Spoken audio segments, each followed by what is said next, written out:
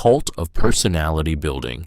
The cult of personality is one of the darkest yet most mesmerizing tools of manipulation ever wielded by powerful leaders. At its core, it is the deliberate construction of an image so grand, so untouchable, that ordinary people begin to worship a human as if they were divine.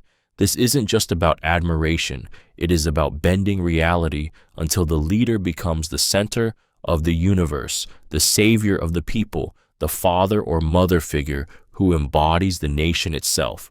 What makes this technique so effective is its ability to override reason with emotion. Humans are hardwired to seek figures of authority and protection, and when a leader cloaks themselves in symbols, myths, and carefully staged performances, people begin to project their deepest hopes and fears onto them. Statues rise in their honor, their face floods posters, their voice echoes through songs and chants, and their name is whispered like a prayer. Slowly, the line between reality and illusion vanishes. The cult of personality feeds on repetition, ritual, and spectacle. Every public appearance becomes a theatrical display designed to stir awe. Military parades, staged ovations, orchestrated tears of gratitude from the crowd. Through constant exposure, the leader's flaws are erased, replaced by a carefully polished mask of perfection. Even suffering is reframed as loyalty. If the people endure hardship, it is painted as a noble sacrifice for their beloved leader's vision. In the grip of such manipulation, individuals lose themselves in the collective trance. They surrender independent thought and replace it with devotion, blinded by the shining illusion that their leader is more than human, when in truth they are prisoners of their own worship. Fear-based propaganda. Fear-based propaganda is among the most ruthless weapons in the arsenal of manipulative leaders. Its power lies not in inspiring love or loyalty, but in instilling dread so deep it paralyzes the human spirit. At its heart, it is the calculated use of terror, images, words, and rumors designed to keep people in a constant state of anxiety where obedience feels safer than resistance. Fear hijacks the human brain. When people feel threatened, rational thought shuts down and survival instincts take over. Leaders exploit this primal reaction by manufacturing or exaggerating dangers, be it enemy invasions, traitors hidden among neighbors, or catastrophic disasters waiting to strike. Through relentless repetition, the fear becomes omnipresent, woven into the daily lives of the people until they breathe it in like air. This manipulation thrives on symbols and stories that ignite panic. Posters of enemies portrayed as monsters, speeches dripping with warnings of annihilation, news broadcasts saturated with tales of betrayal and lurking threats, each message designed to whisper the same truth. Without the leader's protection, you are doomed. Fear spreads faster than logic, creating a climate where trust is scarce and suspicion festers, where anyone could be the enemy. What makes fear-based propaganda so devastating is its ability to justify cruelty. People will accept censorship, surveillance, mass arrests, and even war if convinced it keeps them safe. Entire populations can be driven into silence, willing participants in their own oppression, believing that only by obeying can they avoid the horrors dangled before them. Fear chains the mind, and once bound, few dare to break free. Divide and rule tactics. Divide and rule is one of the oldest and most sinister techniques of power, a strategy that thrives by turning people against each other so they never unite against the one who truly holds control. At its essence, it is the manipulation of human divisions, ethnic, religious, political, or social, exploited and deepened until neighbors view each other as rivals and enemies rather than allies. In this fractured landscape, the leader stands untouched, appearing as the only figure capable of maintaining order. The brilliance of this tactic lies in its subtle cruelty. People are wired to seek belonging, yet just as strongly, they are wired to distrust those who are different. Leaders amplify these instincts, whispering suspicion into the cracks of society. They spread rumors, create policies that favor one group over another, and fuel envy and resentment. Over time, distrust hardens into hatred, and unity dissolves into chaos. Divide and rule thrives on fear of the other. When people are made to believe that their survival depends on competing factions, they pour their energy into fighting one another, rather than questioning the system that manipulates them. The leader becomes the puppet master, pulling strings as groups clash, all the while presenting themselves as the only shield against collapse. History has shown how devastatingly effective this is. Nations have burned, revolutions have stalled, and communities have shattered because unity was poisoned before it could grow strong enough to resist. It is a trick that thrives not on strength, but on weakness, the weakness of human mistrust, exploited until people unknowingly become their own oppressors. Scapegoating minorities. Scapegoating minorities is one of the darkest, manipulative strategies in history, a cruel trick that channels the frustrations of the many onto the backs of the few. At its core, it is the deliberate creation of an enemy within, a group marked as different, demonized, and blamed for every hardship the majority endures. Poverty, unemployment, crime, even natural disasters are pinned on them until the public begins to see their suffering as a solution rather than a tragedy. This tactic works because humans crave simple explanations for complex problems. When life feels uncertain, when people are angry and afraid, a scapegoat gives them someone to blame.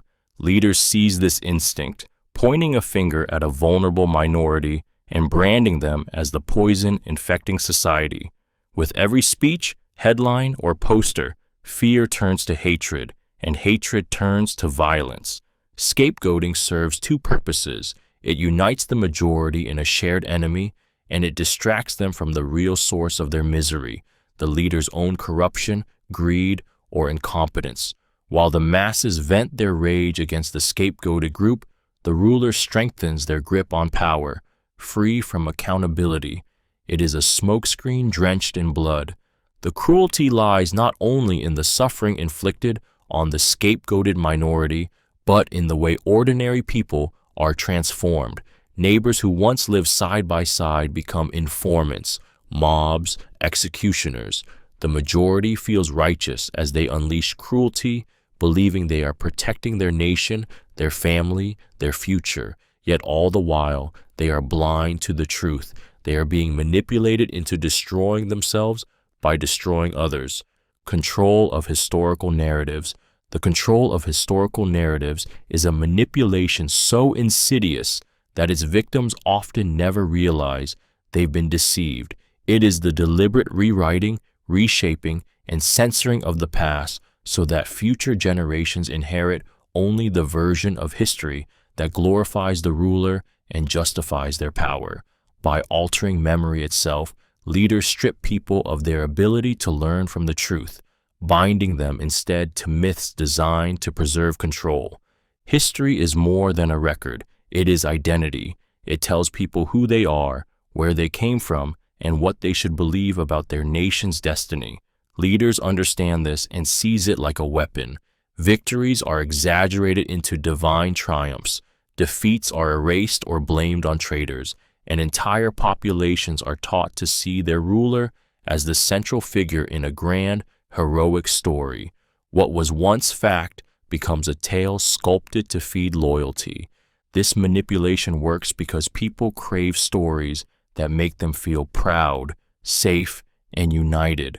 When a child grows up reading textbooks that praise the leader's genius, when monuments enshrine victories that never truly happen, when dissenting voices are silenced as liars, the false narrative becomes truth in their minds.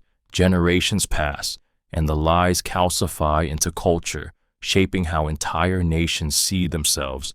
The danger of controlling history is that it enslaves not just the present, but the future. If the past belongs to the ruler, then the people lose their compass. They cannot compare today's injustices with yesterday's warnings. because yesterday has been stolen, rewritten, and sold back as prophecy. Eliminating rivals through purges. Eliminating rivals through purges is one of the most chilling strategies ever employed by powerful leaders, a ruthless method of securing control by erasing any threat to their authority. At its heart, a purge is not simply about removing opponents, it is about instilling terror, proving that no one is safe, and ensuring absolute loyalty through fear. With each calculated strike, the leader redraws the boundaries of power, leaving only silence where dissent once existed. The brilliance of purges lies in their dual purpose. On the surface, they are framed as acts of justice, necessary measures to cleanse the nation of traitors, spies, or corrupt figures. But beneath the propaganda lies a colder truth. The targets are often the brightest minds, the strongest challengers, the most influential allies who might one day rise against the throne. By branding them as enemies, the leader justifies their removal while simultaneously warning everyone else of the price of ambition. Purges ripple far beyond the individuals executed or exiled. Families are destroyed, allies turn on each other, and paranoia spreads like wildfire.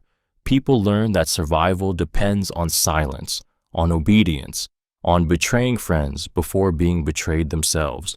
The atmosphere becomes one where trust disintegrates, where even a whisper of suspicion is enough to seal a fate. This manipulation thrives on fear. When the public watches generals, ministers, or intellectuals fall overnight, they understand the unspoken message. If the mighty can be crushed, so can you. Through purges, leaders don't just eliminate rivals, they rewrite the hierarchy of power in blood, ensuring their rule rests on terror rather than loyalty. Strategic use of secret police. The secret police are the invisible claws of tyranny, a force designed not just to punish dissent, but to strangle the very thought of resistance before it can take form. Their power lies in their shadows, faceless agents lurking in the background, whispering, watching, recording, and disappearing those who dare to question the leader's authority. To the people, they become an omnipresent phantom, never seen but always felt, a reminder that no word, no action, no thought is truly safe. This tactic thrives on paranoia.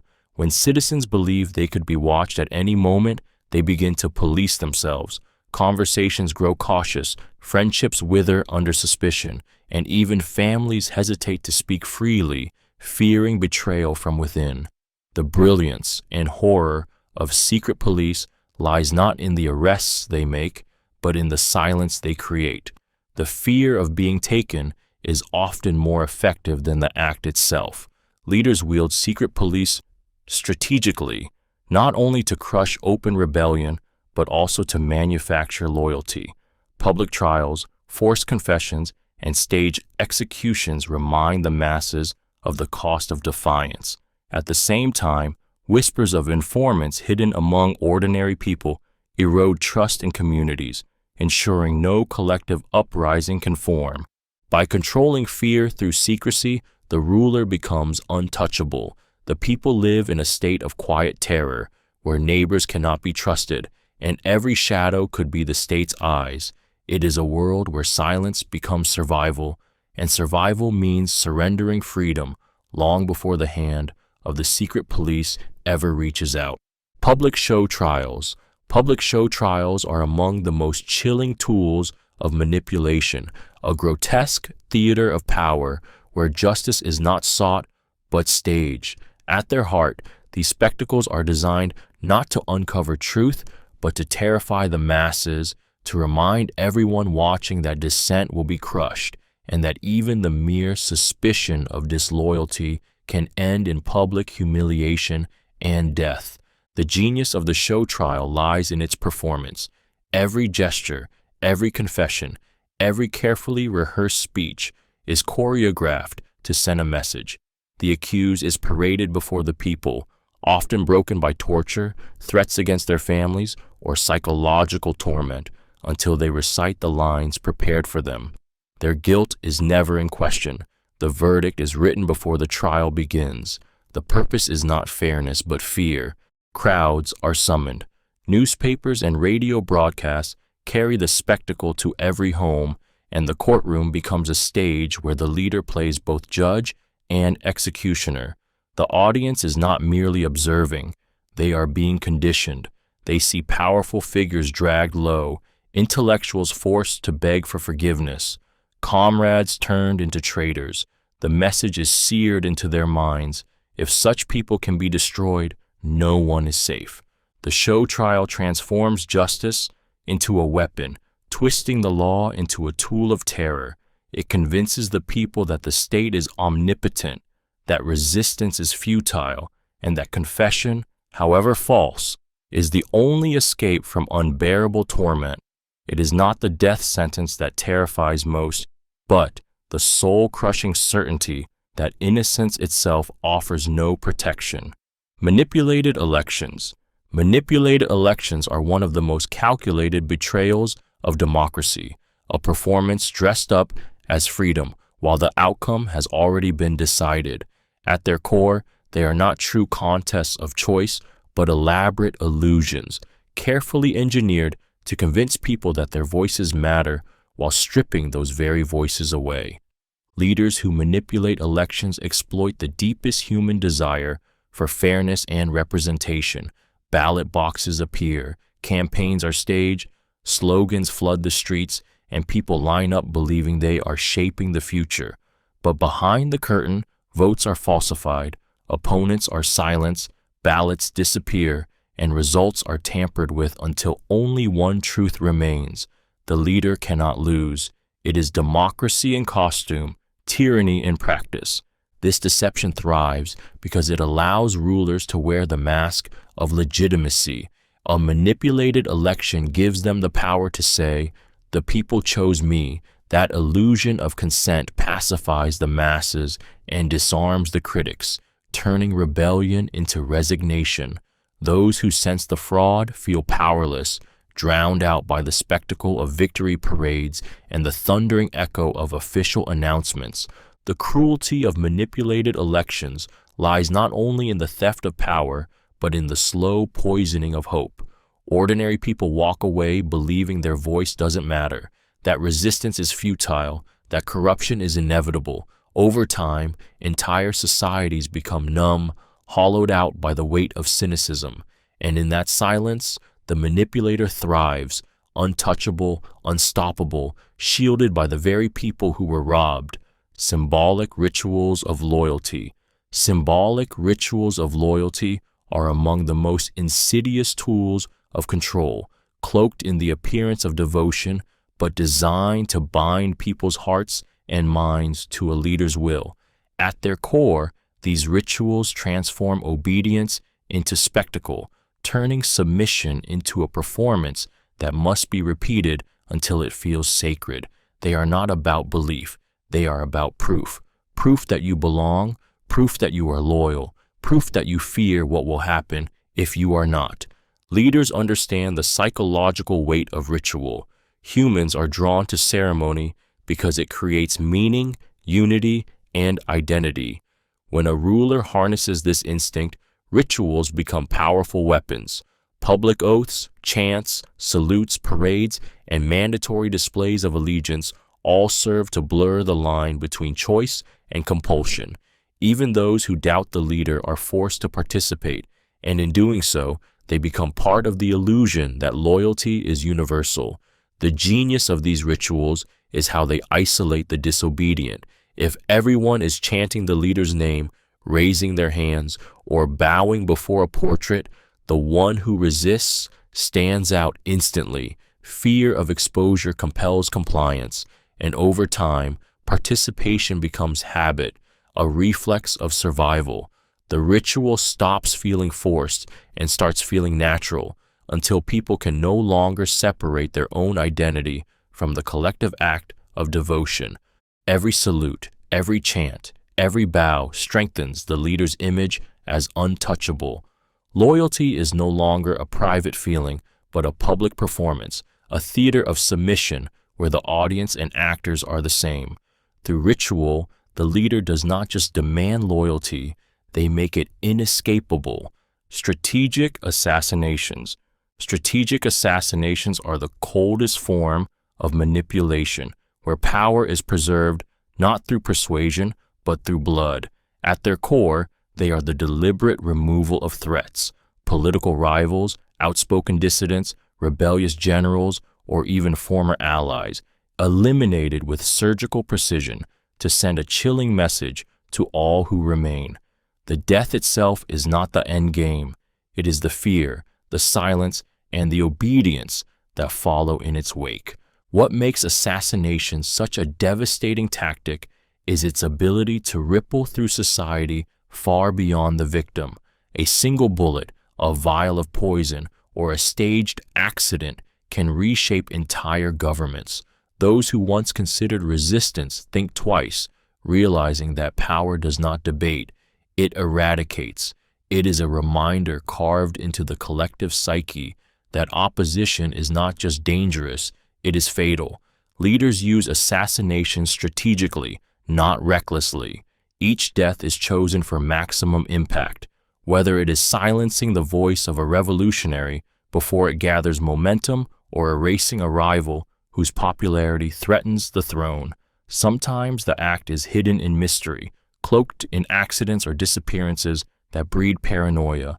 Other times, it is done publicly, a spectacle of terror designed to cement authority. The brilliance of this dark tool lies in its duality. It destroys the present enemy while planting fear in the hearts of future ones. In such a climate, ambition withers, trust decays, and loyalty is no longer a choice, but a necessity for survival. Strategic assassination is not just about killing a body, it is about murdering the courage to resist. Psychological warfare.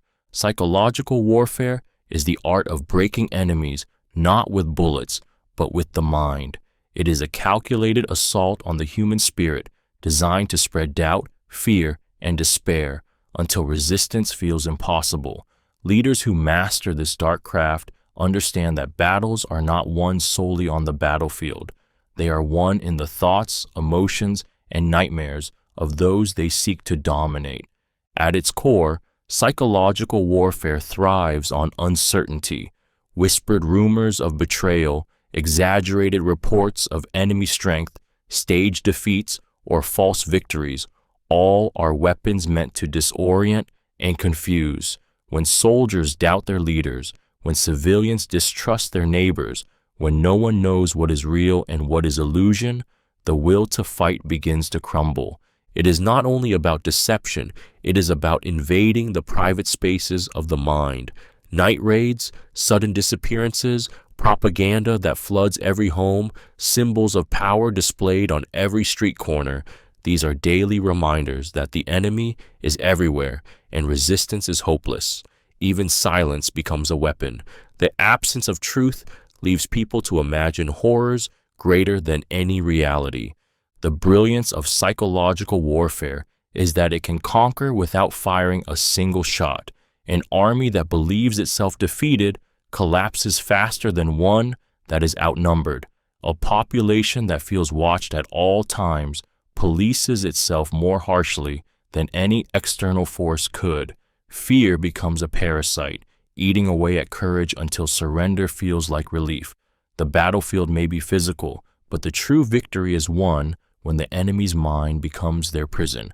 Censorship of opposing voices. Censorship of opposing voices is one of the most suffocating tools of manipulation, a method that silences truth, not with argument, but with erasure. At its heart, it is the calculated stripping away of words, ideas, and expressions that threaten the ruler's grip on power. Books are burned, newspapers are shut down, critics vanish into prisons, and radio or television broadcasts are scrubbed of dissent until only one voice remains, the voice of the regime. This tactic works because information is power. When people can hear alternative perspectives, they begin to question, compare, and think for themselves. But when every outlet sings the same praise, When every article, speech, and broadcast repeats the same narrative, the public begins to lose the ability to imagine any other reality. Silence becomes normal, and the leader's version of truth seeps into the bones of society as the only truth.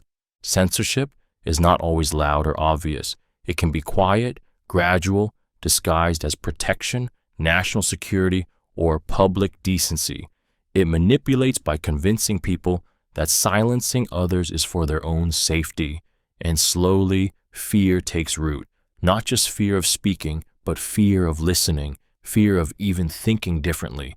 The cruelty of censorship lies in its theft of freedom at the most intimate level, the freedom of the mind. It reduces vibrant societies to echo chambers, where whispers of resistance die before they are born. People forget what it feels like to question, to dream, to challenge. And when the silence is complete, oppression no longer even needs chains. It thrives in the emptiness where voices once lived. Rewriting constitutions. Rewriting constitutions is one of the most cunning, manipulative strategies in the arsenal of powerful leaders, a way to cloak tyranny in the language of legality. At its essence, it is not about tearing down the system, but about bending it, reshaping the very rules of governance, so that oppression wears the mask of legitimacy. What was once a safeguard for the people becomes a weapon against them, and the law itself transforms into the leader's sharpest blade. This technique works because people are conditioned to respect law and order. When a leader announces a new constitution or amendments, they present it as progress, modernization, or reform. Behind the polished words, however, lies the true purpose: eliminating term limits, silencing opposition, expanding executive power, or granting immunity to those in control. By stamping their authority onto the supreme law, leaders make rebellion appear not only dangerous but unlawful, as if justice itself stands against dissent. The danger is not immediate but creeping. With every rewritten clause, the balance of power tilts further until checks and balances are dismantled piece by piece. Legislatures are reduced to puppets, courts become rubber stamps, and citizens find themselves chained by laws they were told were written for their protection. Rewriting constitutions is more than political maneuvering. It is psychological warfare. People begin to doubt their own rights, unsure of what is legal, what is safe, what is allowed. And in that confusion, fear grows. The leader's will becomes the nation's law, and resistance transforms from a civic duty into a criminal act. This is not just control, it is the reprogramming of freedom itself. Creating external enemies. Creating external enemies is one of the most manipulative and time-tested strategies of rulers who understand the unifying power of fear. At its heart, it is the deliberate invention or exaggeration of threats beyond the nation's borders, distant foes painted as monstrous villains whose very existence justifies the leader's grip on power.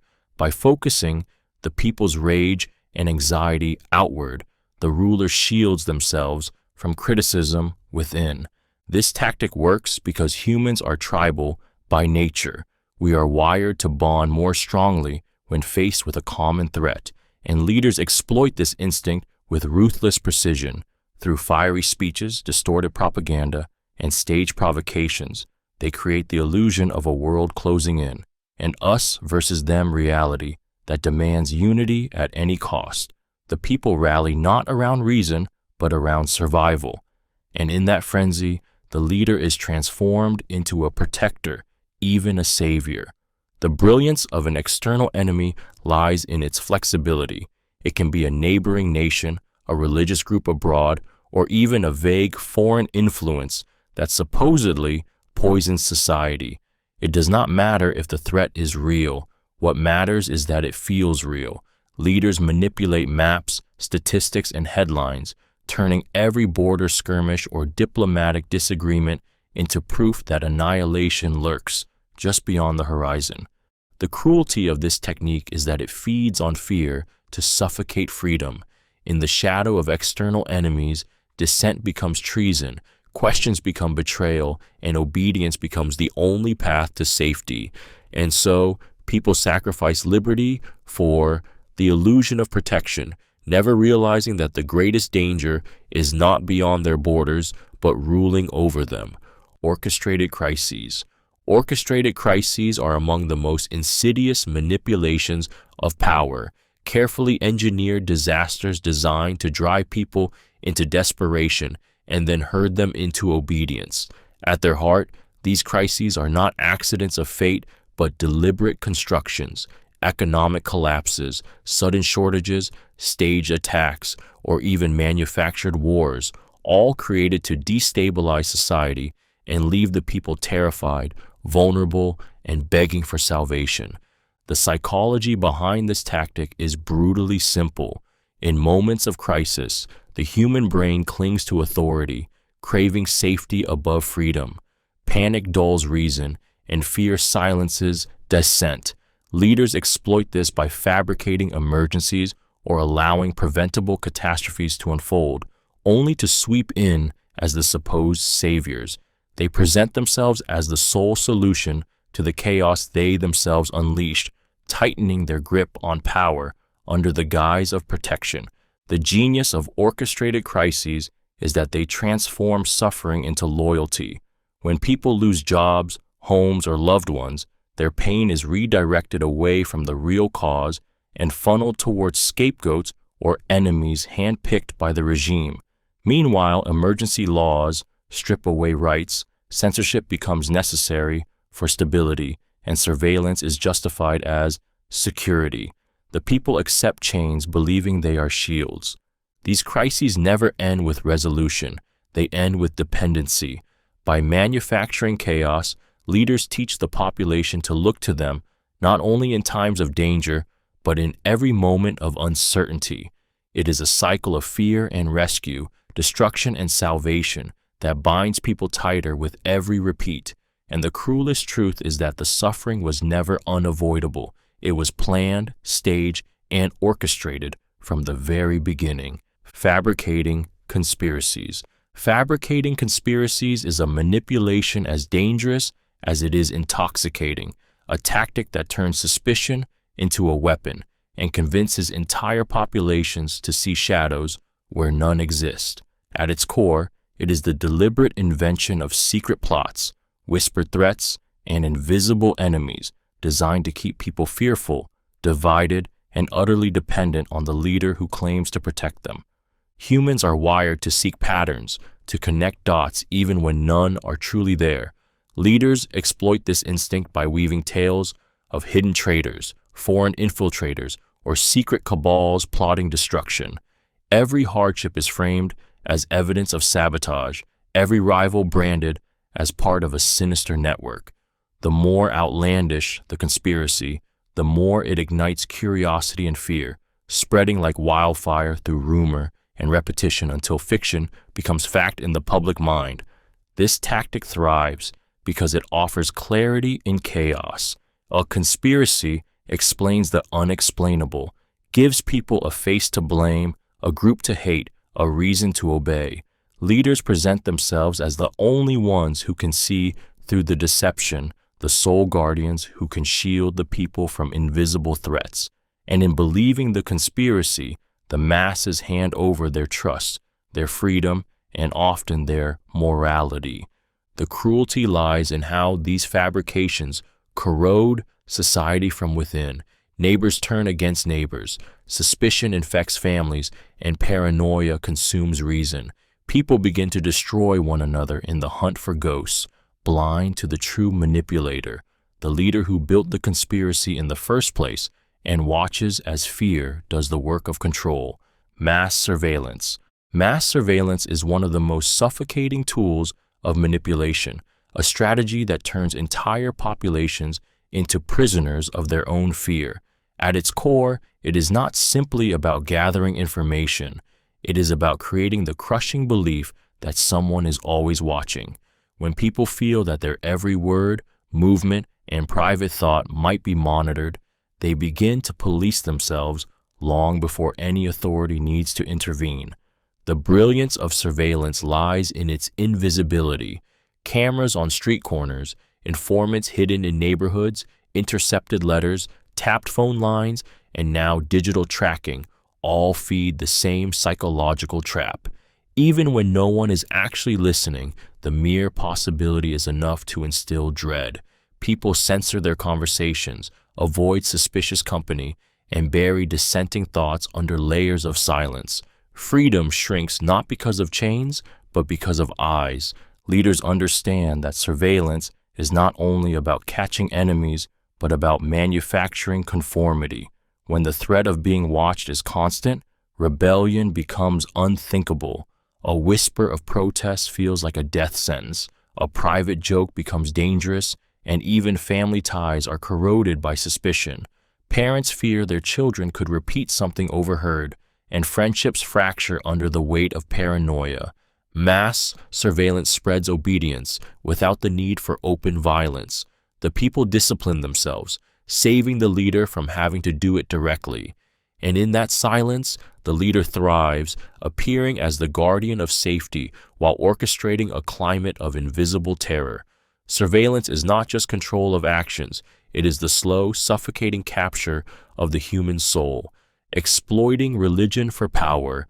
Exploiting religion for power is one of the most potent and emotionally charged tools leaders have ever used, for it manipulates not just politics or economics, but the human soul itself.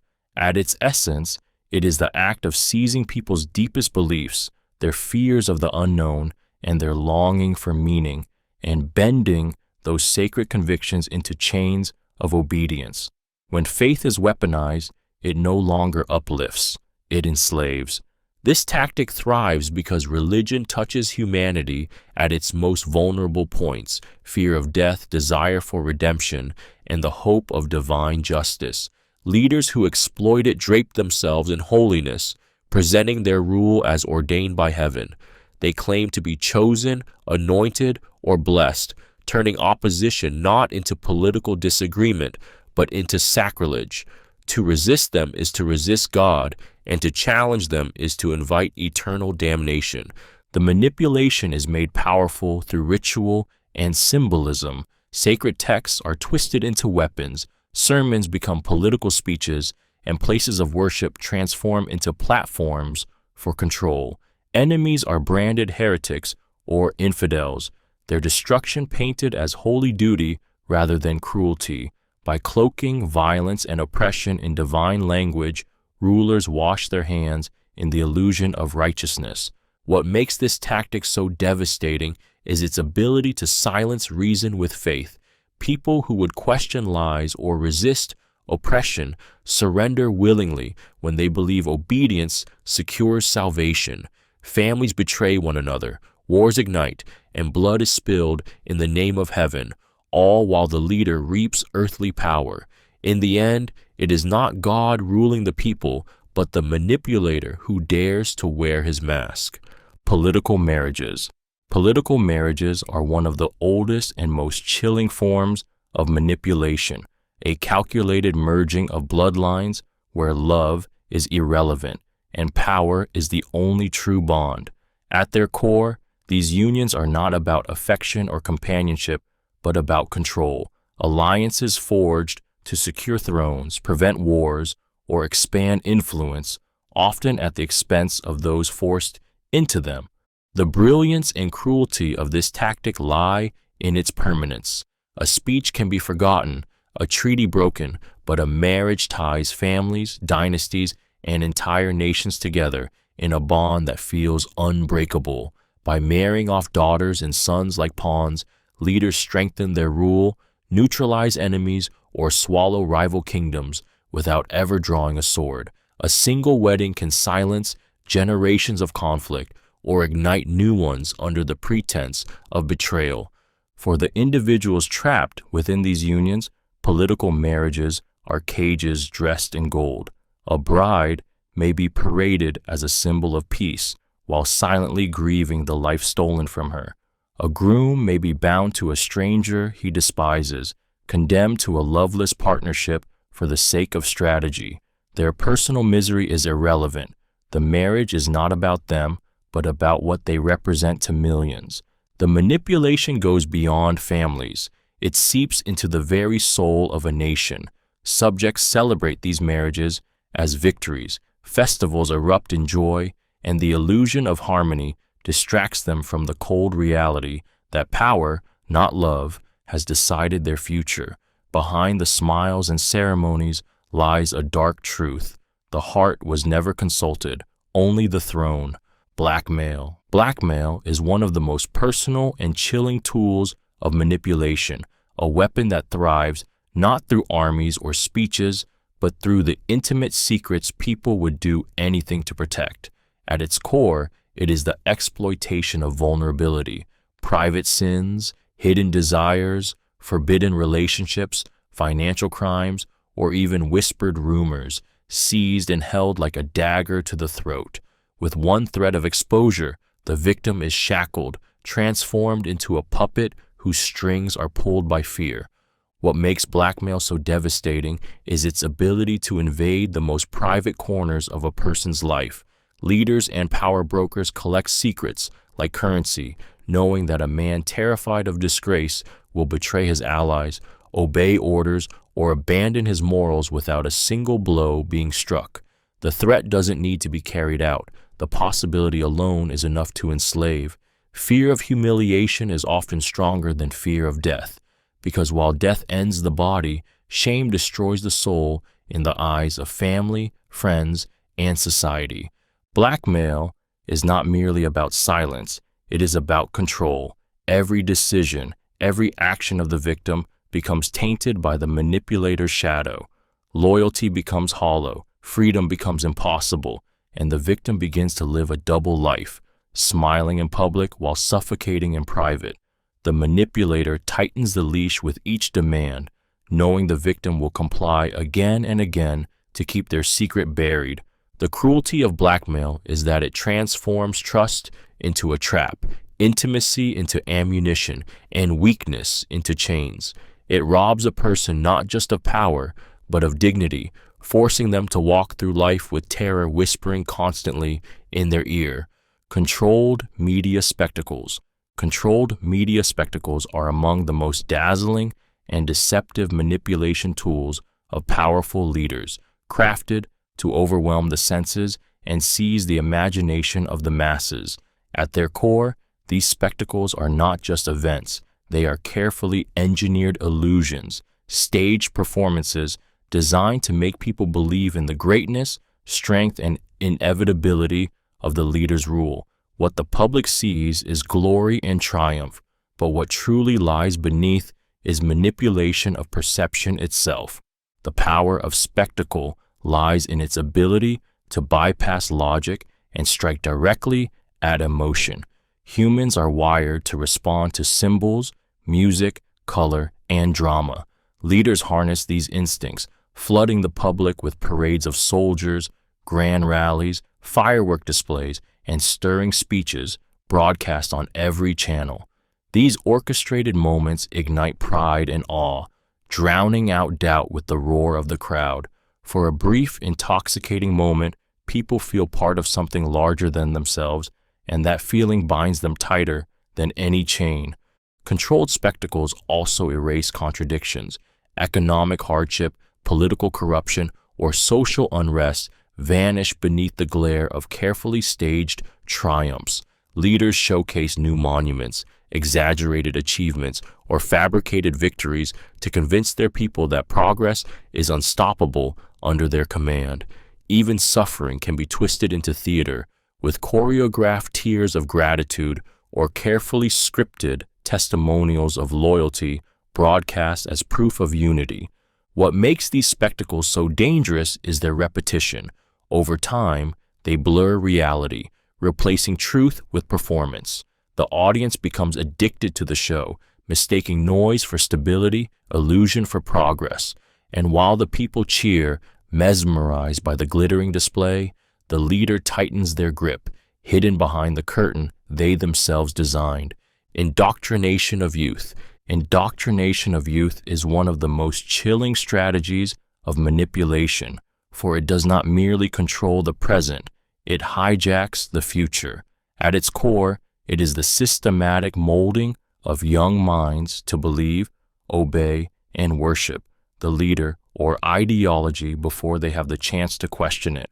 Childhood, a time meant for curiosity and discovery, is twisted into a battlefield where loyalty is hammered into place long before independent thought can take root. This tactic is effective because children are impressionable, their sense of truth still unformed, their desire to belong overwhelming. Leaders exploit this vulnerability by seizing control of schools, rewriting textbooks, and embedding propaganda into songs, games, and lessons. Heroes and villains are redefined, with the leader cast as a savior and the enemies of the state painted as monsters. From mourning pledges to orchestrated marches, every ritual becomes a rehearsal of obedience. The cruelty deepens when indoctrination infects identity itself. Children are taught to see loyalty to the state above loyalty to family, to report parents or neighbors who speak against the regime, to wear uniforms and chant slogans that strip away individuality. By shaping their worldview so completely, the leader does not just gain subjects, they gain disciples who will defend the system as if it were their own flesh and blood. The brilliance of indoctrination lies in its permanence. A generation raised in fear and devotion grows into adults who cannot imagine a world outside their indoctrinated truths. In this way, tyranny becomes self-sustaining, carried forward not by chains or prisons, but by the very minds and hearts of those who were never allowed to think freely. False flag operations. False flag operations are among the most sinister tricks of manipulation, a dark theater of deceit where leaders stage or disguise an attack, blame it on their enemies, and use the manufactured outrage to justify their own ruthless agenda. At their heart, these operations are designed to provoke fear and rage so overwhelming that people stop questioning and start demanding vengeance, blindly handing over their trust and freedom. The genius of this tactic lies in its inversion of reality. A government might secretly bomb its own citizens, assassinate a political figure, or burn a sacred building, all while planting evidence that points to an enemy. The people, consumed by grief and fury, rarely pause to doubt the story they are told. Instead, they rally behind the leader, demanding action, demanding punishment, demanding war. What began as a crime becomes the fuel for absolute power. False flags thrive because humans are wired to respond emotionally to tragedy. Images of destruction, cries of victims, patriotic calls for unity, these bypass logic and plunge straight into the heart. Leaders exploit this raw vulnerability, using it to pass draconian laws, invade nations, or crush dissent, all under the banner of justice. Those who dare to question the official story are branded as traitors, silenced before their doubts can spread. The cruelty of false flag operations is not just in the suffering they create, but in the way they warp reality itself. They turn victims into tools, grief into propaganda, and patriotism into a weapon. In the aftermath, the people believe they are defending themselves, never realizing they are marching to the tune of a carefully orchestrated lie. Manipulated rumors. Manipulated rumors are one of the most insidious tools of control, spreading like poison through whispers, destroying reputations and shaping reality without a shred of truth. At their core, they are deliberate lies, carefully crafted and released into society like sparks in dry grass, igniting chaos, suspicion, and fear. Leaders and power brokers know that while speeches can be challenged and laws can be debated, rumors seep quietly into the mind, cloaked in the trust of gossip, until they are nearly impossible to erase. This technique works because humans are drawn to secrets. A rumor feels intimate, forbidden, something shared in confidence that must be true because it comes from someone we know. Manipulators exploit this instinct by planting stories that pit allies against one another. weaken rivals, or justify cruelty. A leader who wants to eliminate an opponent doesn't need evidence. They only need a whisper that the rival is corrupt, disloyal, or conspiring with the enemy. Repetition does the rest until doubt hardens into belief. Rumors thrive in uncertainty. In times of crisis or upheaval, when facts are scarce and fear is high, people cling to stories that give them clarity. Even if unproven, rumors spread faster than truth because they stir emotion, fear, outrage, envy, disgust. And the more people repeat them, the more real they become. The cruelty of manipulated rumors lies in their invisibility. Victims find themselves condemned by shadows, fighting accusations no one can pin down. Entire communities can be turned against a single person, or entire nations against imagined enemies, all because a lie was given wings, and once it flies, it rarely returns to silence. Weaponizing art and culture. Weaponizing art and culture is one of the most seductive forms of manipulation, a tactic that seeps into the soul of a nation and reshapes how people see themselves, their history, and their leader. At its core, it is the exploitation of music, literature, theater, film, and visual symbols to glorify power and normalize obedience.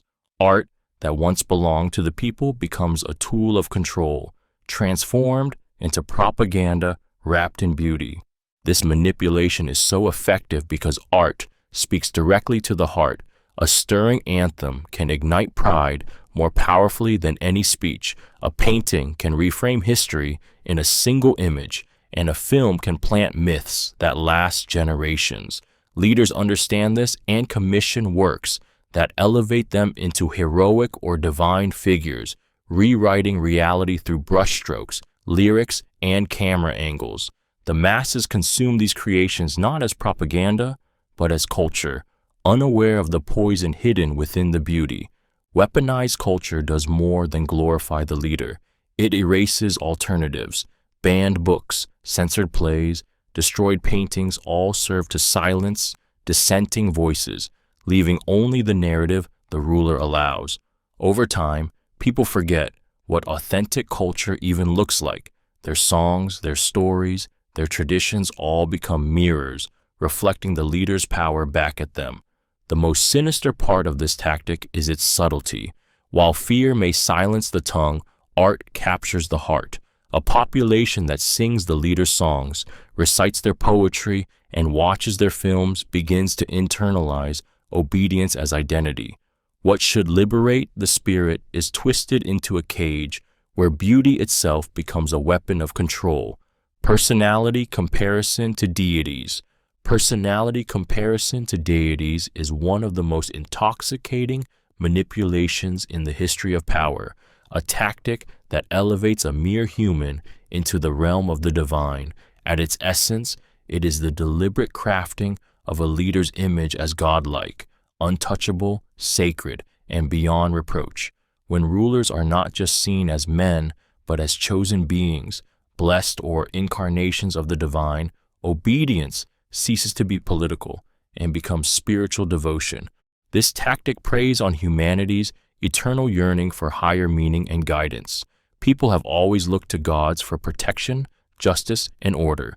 Leaders who exploit this longing wrap themselves in religious language, rituals, and symbols, blurring the line between earthly authority and heavenly mandate. Their words are repeated like scripture, their portraits revered like icons, their commands obeyed as though they came from the heavens themselves. The manipulation grows more potent through spectacle. Leaders appear bathed in light at rallies, depicted in paintings with halos or celestial imagery, and praised in hymns and songs as if they embody divine power. Myths are woven around their birth, their destiny, their supposed miracles, until questioning them feels not just rebellious, but blasphemous. Followers become worshippers, clinging to the illusion that by serving their leader, they are serving God. The cruelty of this deception lies in how it enslaves both body and soul. Dissenters are no longer framed as political enemies, but as heretics, traitors not only to the state, but to the divine order itself. In such a world, the leader does not merely rule by law, they rule by faith, turning devotion into shackles and transforming human weakness for belief into the strongest chains of control. Bread and Circuses strategy. The bread and circuses strategy is one of the most deceptively seductive forms of control, a manipulation that numbs the mind with pleasure while shackling the spirit in silence.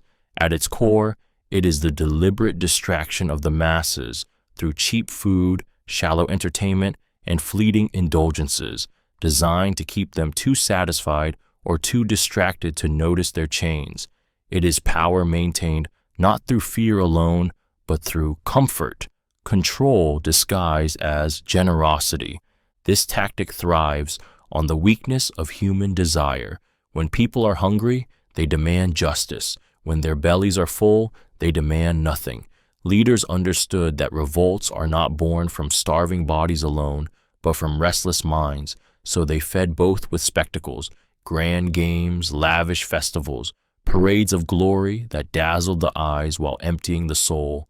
The people cheered while their freedom slipped quietly away, traded for a loaf of bread and a fleeting thrill. The brilliance of bread and circuses is that it breeds complicity. Citizens come to crave the very distractions meant to pacify them, turning away from corruption, poverty, and oppression because they are entertained. Laughter and spectacle become the narcotics of obedience. Even suffering becomes tolerable when drowned in waves of distraction, when the roar of the crowd drowns the whisper of truth. What makes this manipulation so dangerous is its subtlety. Unlike terror, which sparks resistance, or propaganda, which raises suspicion, bread and circuses lull people into apathy. They do not feel conquered. They feel entertained, rewarded, even grateful. And in that haze of comfort, they fail to realize that their silence is the greatest gift they have given to their rulers.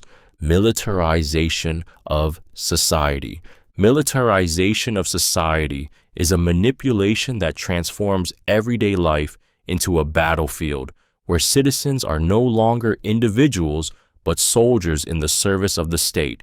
At its core, it is the reshaping of culture, education, and identity so thoroughly around war and discipline that people forget how to live outside the shadow of conflict. The leader becomes not just a ruler, but a commander, and the nation itself becomes a barracks. This tactic thrives because it feeds on both pride and fear. Leaders stir the flames of nationalism, convincing citizens that danger lurks at every border, that survival depends on absolute loyalty, and that to question authority is to betray the nation. Schools drill children in uniforms, parades flood the streets with marching troops, and the sound of military anthems drowns out dissent. Slowly, war ceases to be an exception. It becomes a way of life. The militarized state controls not only the body, but the mind. Citizens are taught to glorify sacrifice, to believe that obedience is honor, and to see violence as the ultimate proof of loyalty. In such a world, the soldier is praised above the thinker, and death for the nation is painted as the highest form of love. This conditioning is so powerful that people begin to surrender willingly, trading freedom for the illusion of strength. The cruelty of militarization lies in how it devours the human spirit. Art, joy, individuality, and compassion are crushed beneath the boots of uniformity. Citizens become weapons, families become secondary to duty, and society itself is consumed by the endless march of drums. A people taught only to fight soon forget how to truly live. Information hoarding. Information hoarding is one of the most calculated and suffocating manipulative tactics of powerful leaders, a strategy that thrives on controlling who knows what and when. At its core, it is the deliberate monopolization of knowledge, keeping truths locked away from the public while feeding them only fragments, distortions, or outright lies. In this environment, ignorance is not an accident. it is a design. The strength of this technique lies in its ability to shape perception. When leaders alone control access to information, they dictate the narrative of reality itself. Citizens become dependent on the state's version of events, unable to compare, question, or verify. The people live in shadows, seeing only what their rulers allow them to see, while the full picture is hidden behind impenetrable walls of secrecy. Information hoarding is not just about censorship, it is about power. Knowledge is freedom, and when people are denied it, they become easier to manipulate. Leaders release selective data to justify policies, exaggerate threats, or manufacture victories. Archives are sealed, records destroyed, and inconvenient truths buried so deep they may never resurface.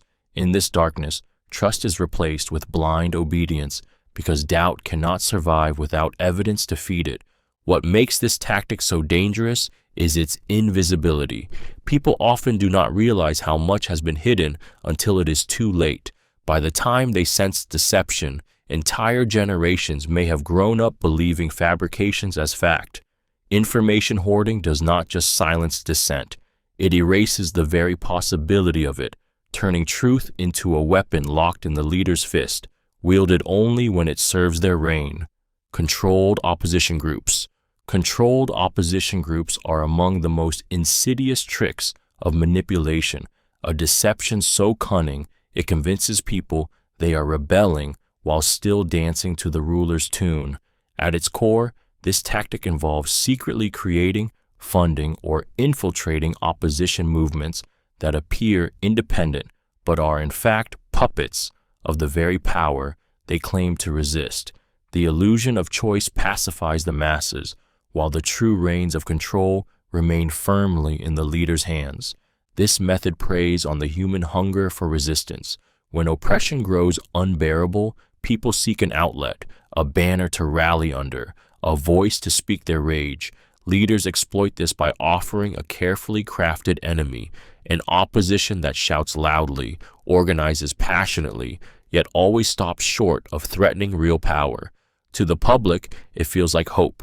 To the manipulator, it is nothing but a safety valve. Controlled opposition serves multiple purposes. It draws out dissenters and identifies those most likely to resist, allowing them to be monitored or eliminated. It diffuses revolutionary energy by funneling it into dead ends, movements that circle endlessly but never arrive at change. It even strengthens the regime, as staged defeats of the opposition prove the leader's strength and discourage future rebellion. The cruelty of this tactic lies in its betrayal. Ordinary people risk everything, believing they are fighting for freedom, only to discover too late that their passion has been orchestrated from the start. In such a world, even resistance becomes another mask of control, and the people are left broken, not only oppressed, but robbed of the very belief that true rebellion is possible. Secret pacts and betrayals. Secret pacts and betrayals are among the most venomous tools of power, a game played in whispers and shadows where trust is nothing more than a mask. At their core, these tactics involve forging hidden alliances, making promises in the dark, and then shattering them the moment betrayal offers greater gain. It is manipulation at its most ruthless, where loyalty is feigned and treachery is sharpened into a weapon. The brilliance of secret pacts lies in their invisibility. Leaders will smile in public, clasp hands before cheering crowds, and speak of friendship while, behind closed doors, they carve out deals that rewrite the future. Nations are sold, allies traded, and enemies secretly embraced. The people never see the knife until it is already buried deep. Betrayal, when executed with precision, destabilizes enemies and paralyzes allies. A trusted confidant turning traitor can collapse entire movements. A hidden agreement with a rival can tilt the balance of war. The shock of betrayal is as powerful as the act itself. It breeds paranoia, erodes trust, and leaves survivors questioning every bond they thought unbreakable. What makes this tactic so devastating is its ability to turn strength into weakness. The more faith one places in an ally, the more catastrophic the betrayal becomes. History is drenched with moments where rulers rose through secret deals and empires crumbled from unexpected treachery. The cruel genius is that betrayal rarely feels like an outside attack. It feels like a wound inflicted by the very hand you once held in trust, and nothing corrodes the human spirit more than realizing the enemy was always at your side. Selective justice. Selective justice is one of the most corrosive manipulations of power, a system where the law is not a shield for all, but a sword wielded against the chosen. At its core, it is the deliberate twisting of justice so that it serves the ruler, punishing enemies while protecting allies, rewarding loyalty with immunity, and crushing dissent with merciless prosecutions. It is not justice at all, but the theater of justice, law stripped of fairness and turned into a weapon of fear. This tactic thrives because humans instinctively respect authority and rules. Courts, judges, and laws carry an aura of legitimacy, and when they are manipulated, the public often accepts the outcome as truth. A rival branded a criminal, a critic dragged into court, a journalist imprisoned under fabricated charges. These punishments carry the illusion of legality, even as they reek of corruption. Meanwhile, those loyal to the ruler commit crimes in plain sight, shielded by silence, their sins erased by power. Selective justice breeds despair because it erodes the very foundation of trust in society. Citizens realize that innocence offers no protection, and guilt is irrelevant when judgment depends solely on loyalty. The message is unmistakable. Resist, and the law will destroy you. Obey, and the law will protect you. Fear replaces faith. Submission replaces courage. The cruelty of selective justice lies in its betrayal. People expect fairness, yet find only manipulation. Entire communities watch justice become a mockery, knowing that truth no longer matters, and in that despair, the ruler's grip tightens. For when the law itself serves tyranny, no one dares to stand against it. Emotional manipulation in speeches. Emotional manipulation in speeches is one of the most hypnotic and dangerous weapons of powerful leaders, a tactic that bypasses reason and speaks directly to the rawest corners of the human heart. At its core, it is not about presenting facts or logic. It is about stirring feelings so intense that people surrender their judgment willingly, swept away in the tide of emotion. Leaders understand that fear, pride, anger, and hope are far stronger motivators than reasoned arguments. With carefully chosen words, rising tones, and dramatic pauses, they ignite passion in their listeners, making crowds roar with unity or tremble with dread. Every phrase is crafted like a dagger or a balm, designed to pierce the mind and linger long after the speech has ended. This manipulation thrives on collective energy. In massive gatherings, emotions amplify like fire in dry grass. One person's tears spread to hundreds. One person's cheers become thunder.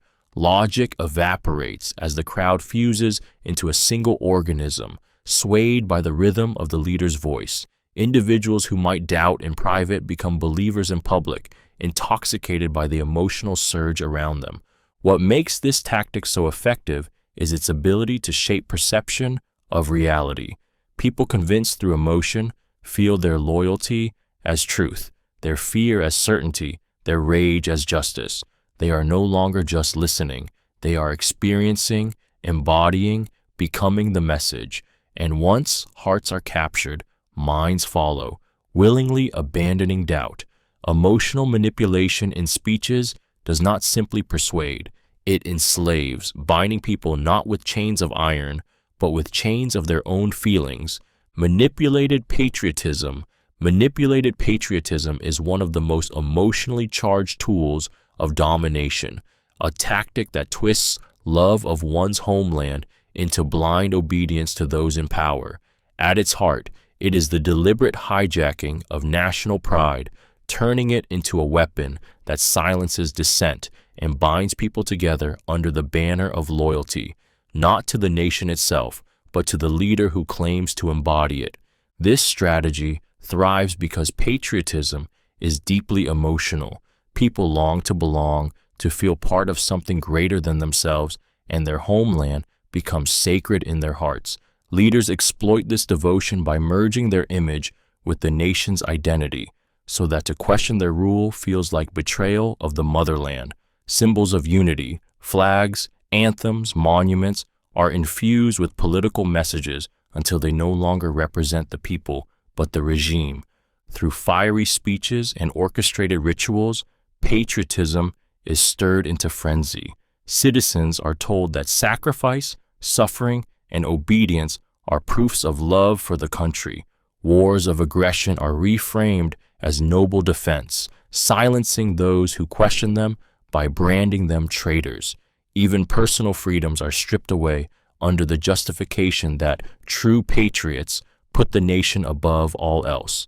The cruelty of manipulated patriotism lies in how it blinds people with righteousness. Neighbors turn against each other, denouncing anyone whose loyalty is suspect. Families fracture, communities divide, and fear hides beneath the roar of chants and parades. What once was a natural pride in home becomes a chain of devotion forged by manipulation, binding the people not to their land, but to the will of those who claim to rule it in its name. Enforced conformity. Enforced conformity is one of the most suffocating tools of manipulation, a slow strangulation of individuality until only obedience remains. At its heart, it is the deliberate destruction of differences in thought, dress, belief, and behavior, replaced with a rigid sameness that serves the ruler's grip on power. When everyone thinks the same, looks the same, and acts the same, resistance becomes unthinkable and control becomes effortless. This tactic thrives on fear and belonging. Humans naturally crave acceptance, and the fear of being cast out is as powerful as the fear of death itself. Leaders exploit this by creating societies where deviation is punished and conformity is rewarded. Schools teach the same slogans, workers wear the same uniforms, newspapers print the same stories, and public gatherings echo with the same chants. Over time, people stop asking questions, not because they agree, but because the cost of standing out is too high. The cruelty of enforced conformity lies in its subtle erasure of the human spirit. Individuality, the spark that fuels creativity, dissent, and change, is crushed beneath the weight of uniformity. Neighbors police neighbors, children report parents, and silence becomes the only safe language. The regime no longer needs to watch every person directly. Society itself becomes the enforcer, as people instinctively punish those who dare to step out of line. What makes this tactic so powerful is its permanence. Once conformity takes root, even after the ruler falls, the fear of difference lingers. A society that has been trained to see individuality as danger may never fully recover, leaving generations trapped in invisible chains of obedience long after the enforcer is gone. Doublespeak and shifting narratives.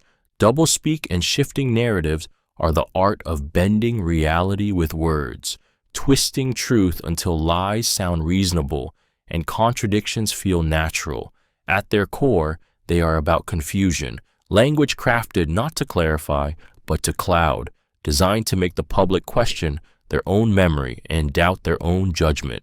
Leaders who master this technique wield words like smoke, building illusions that blind and disorient until people no longer know what is real. Doublespeak thrives because humans want to believe in authority. When leaders declare that oppression is protection, that war is peacekeeping, or that poverty is sacrifice for progress, people begin to repeat these phrases even when they feel wrong. Repetition wears down resistance. Soon, the population parrots slogans without thinking, reshaping their minds around contradictions because challenging them feels dangerous. Shifting narratives amplify this manipulation by constantly rewriting the story. One day, the enemy is demonized as a monster, The next, they are praised as a friend. Promises are declared absolute truth one week, then denied as lies the next. Each shift leaves citizens bewildered, unsure of what to trust, and in that confusion, the leader's words become the only constant, because if the truth keeps changing, people cling to the voice that dictates it. The cruelty of doublespeak is that it rots the ability to think freely. People censor themselves, afraid to question the contradictions they repeat. Society becomes a hall of mirrors, where clarity vanishes and only obedience remains. In the end, truth is not destroyed. It is drowned beneath an ocean of carefully crafted lies. Economic manipulation. Economic manipulation is one of the most insidious methods of control, a strategy that preys on people's survival instincts by tightening or loosening the grip on their livelihoods. At its core, it is the deliberate distortion of financial systems to maintain power, controlling prices, jobs, resources, and opportunities so that dependence on the leader becomes inescapable. It is not just about wealth, it is about making obedience the only path to security. This technique works because money touches every corner of life. When food prices rise, when wages vanish, when goods disappear from shelves, people feel powerless, desperate for relief. Leaders exploit this vulnerability by presenting themselves as the sole provider. Subsidies, rations, or sudden economic miracles are rolled out not as rights, but as gifts of loyalty. To question authority becomes dangerous because survival depends on staying in the ruler's favor. Economic manipulation also thrives on punishment. Those who resist, protest, or oppose can be crushed not with bullets, but with hunger and poverty. Access to jobs, trade, or land can vanish overnight, while loyalists are rewarded with prosperity. In this way, entire societies are reshaped into hierarchies of privilege, where obedience is the currency of survival.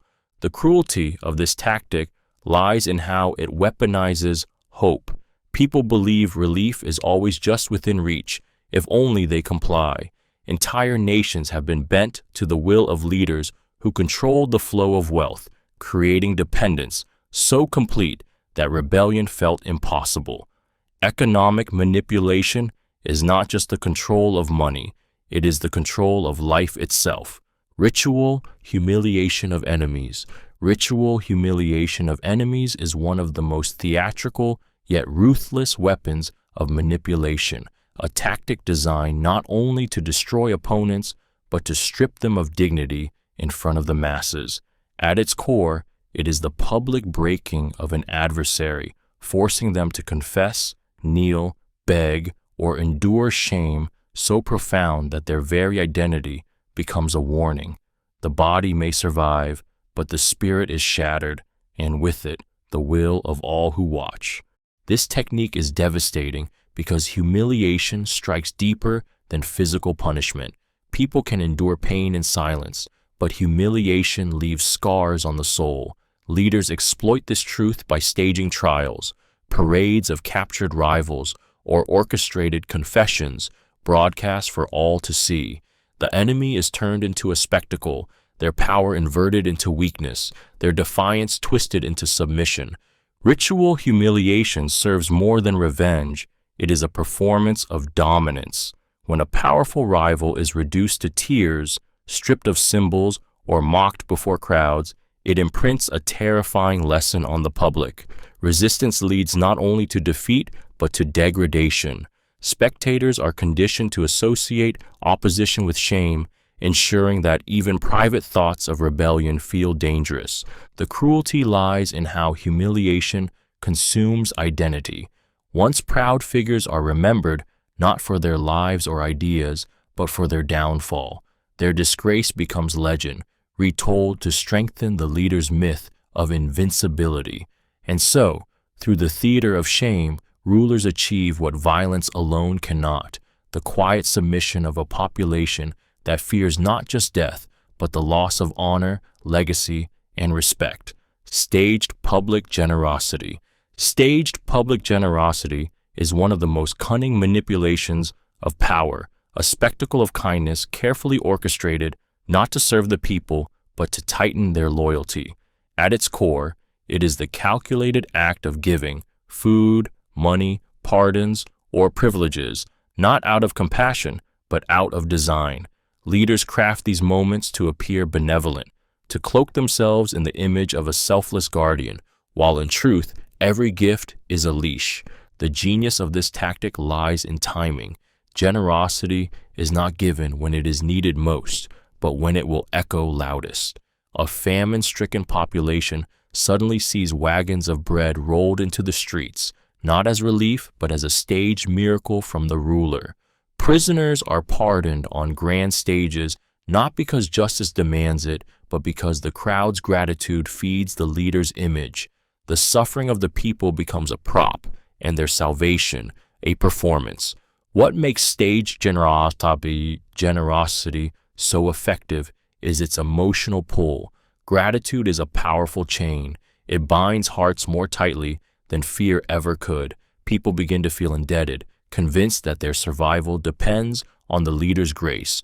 The ruler becomes both the cause of hardship and the illusion of deliverance, manufacturing desperation only to play the savior. The cruelty is that true kindness is absent.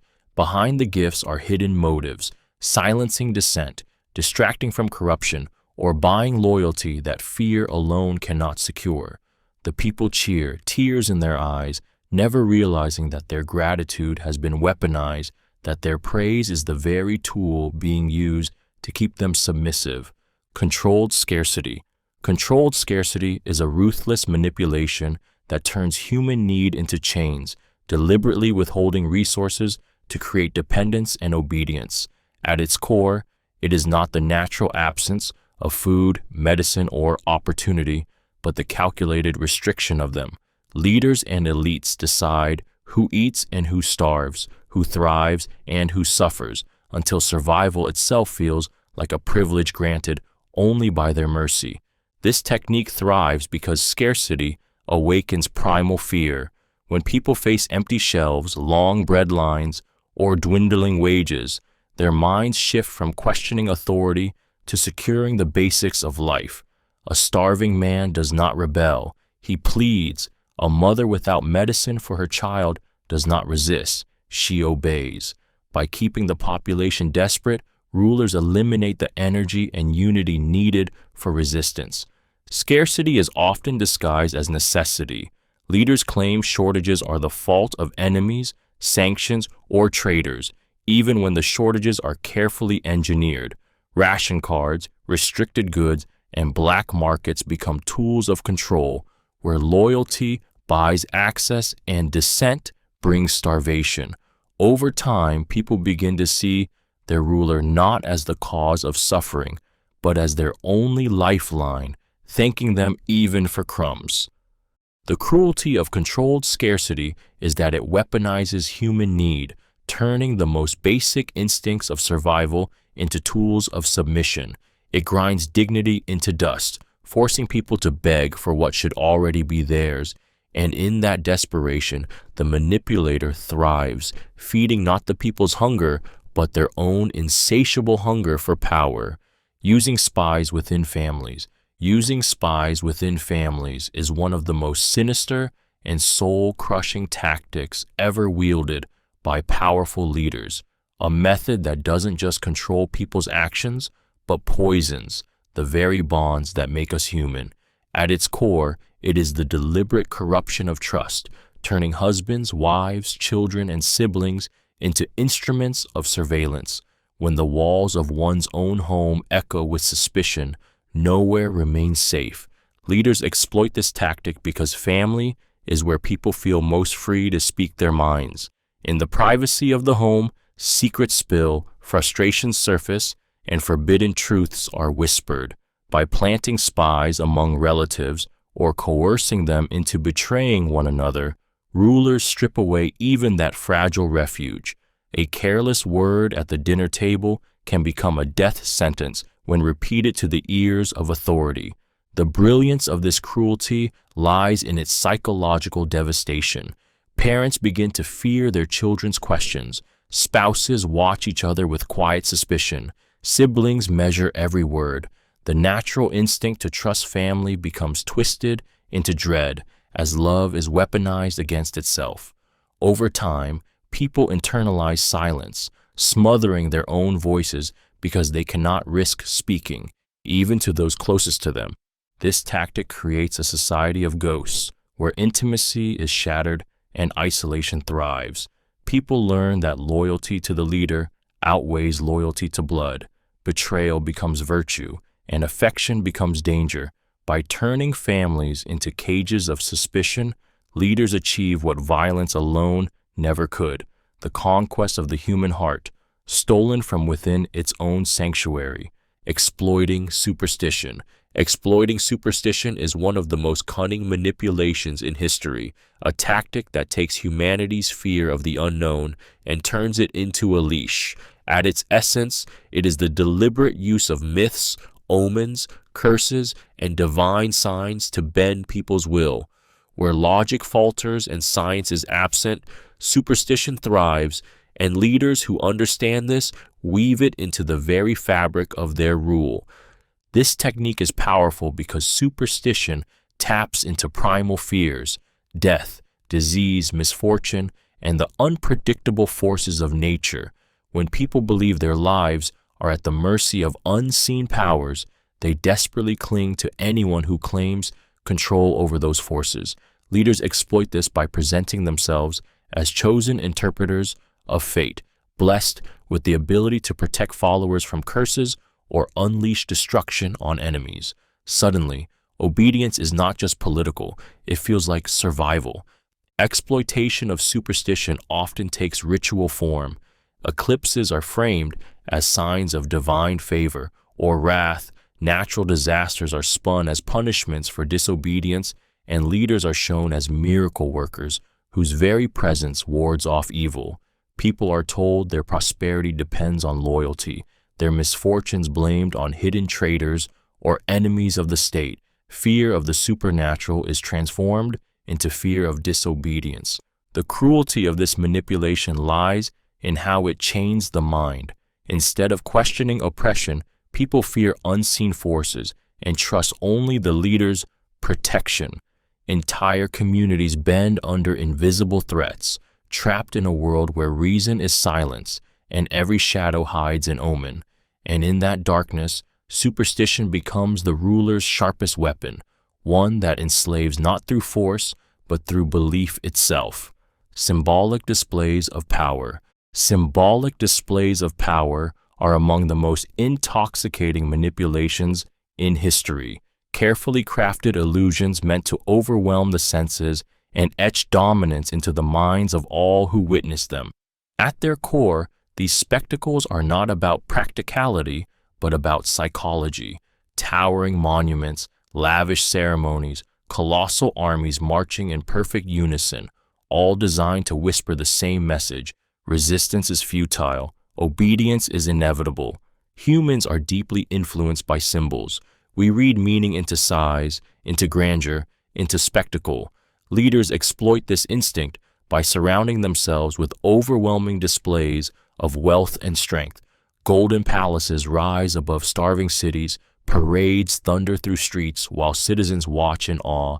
Portraits and statues loom over every square until the leader's presence feels inescapable.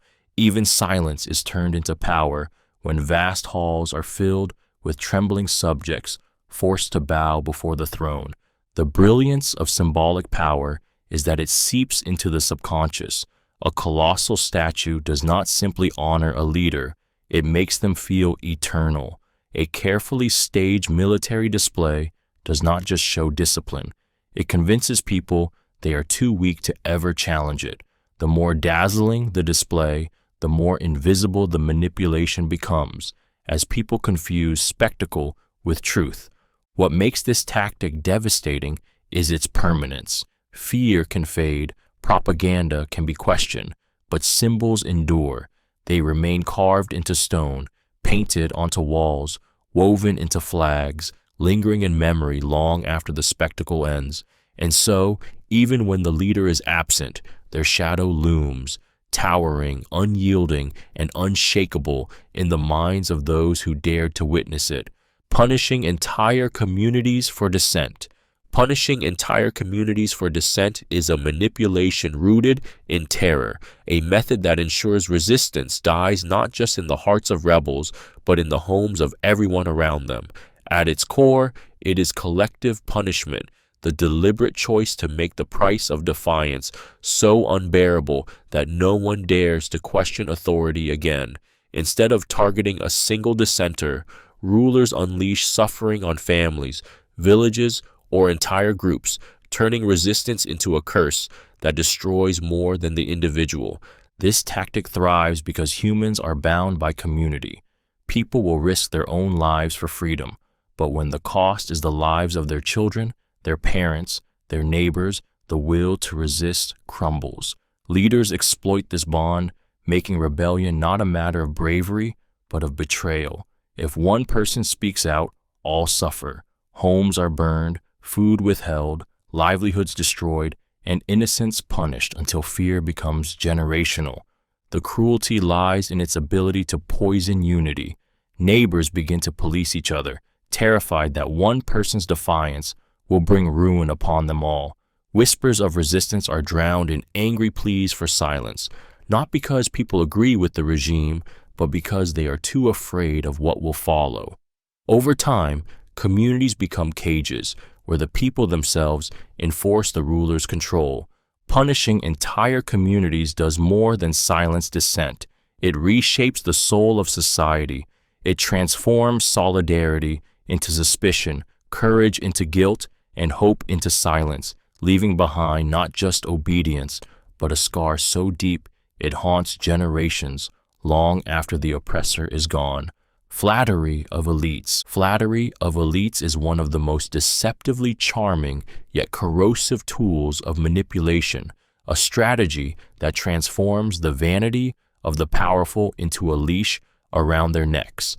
At its core, it is the art of feeding egos with praise so intoxicating that the flattered no longer see themselves as subjects of manipulation, but as chosen allies destined for greatness. What begins as admiration becomes enslavement, wrapped in velvet words. This tactic works because ambition and pride are universal weaknesses, magnified in those who already hold wealth or influence. Leaders whisper into these desires, telling generals they are invincible, ministers they are visionaries, nobles they are indispensable. Titles, honors, and public recognition become bait, and in their hunger for prestige, the elites gladly tighten their chains.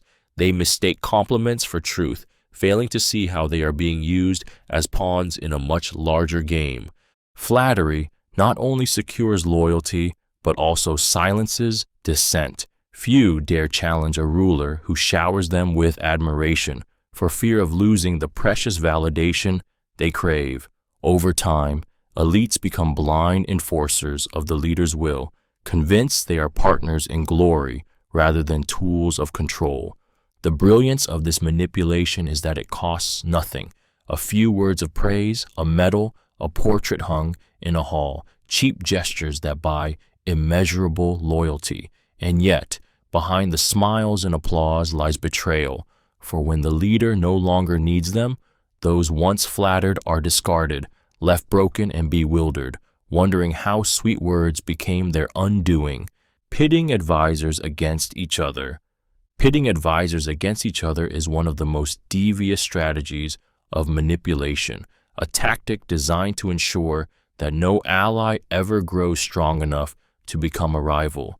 At its core, it is the deliberate sowing of rivalry, mistrust, and competition within the inner circle, forcing advisors to focus on undermining one another rather than challenging the leader.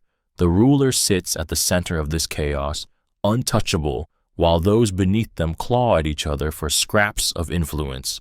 This method thrives on human weakness, ego, ambition, jealousy. Leaders exploit these traits by offering selective praise, whispering conflicting promises, or rewarding betrayal. An advisor promoted one day may be discarded the next, not because of incompetence, but to remind everyone that their survival depends not on their own skill, but on the ruler's favor. Every conversation becomes a contest, every meeting a battlefield where loyalty is questioned and alliances collapse under suspicion.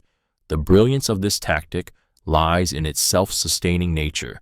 Advisors too busy watching their rivals cannot unite against their master. They leak secrets, sabotage plans, and expose each other's flaws, unknowingly tightening the ruler's grip on power. Even the most loyal become paranoid, fearing that trust is a trap and that one wrong word could be twisted by an enemy. The cruelty lies in the destruction of trust. Instead of wise counsel guiding the throne, the court rots from within, poisoned by deceit. Advisors become pawns, stripped of dignity and reduced to survival games orchestrated by the very leader they serve. And as they destroy each other, the ruler reigns supreme, the architect of a kingdom where division is power. Rewarding betrayal.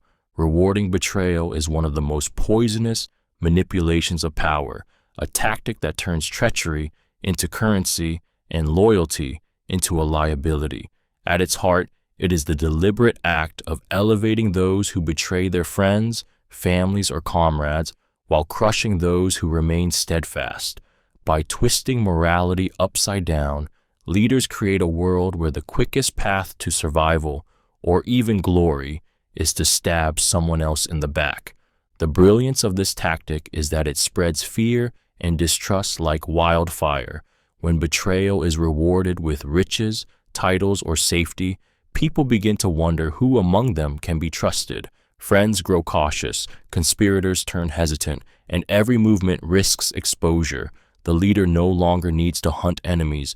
Enemies hunt each other, desperate to prove loyalty by betraying first. The cruelty lies in its corrosion of human bonds.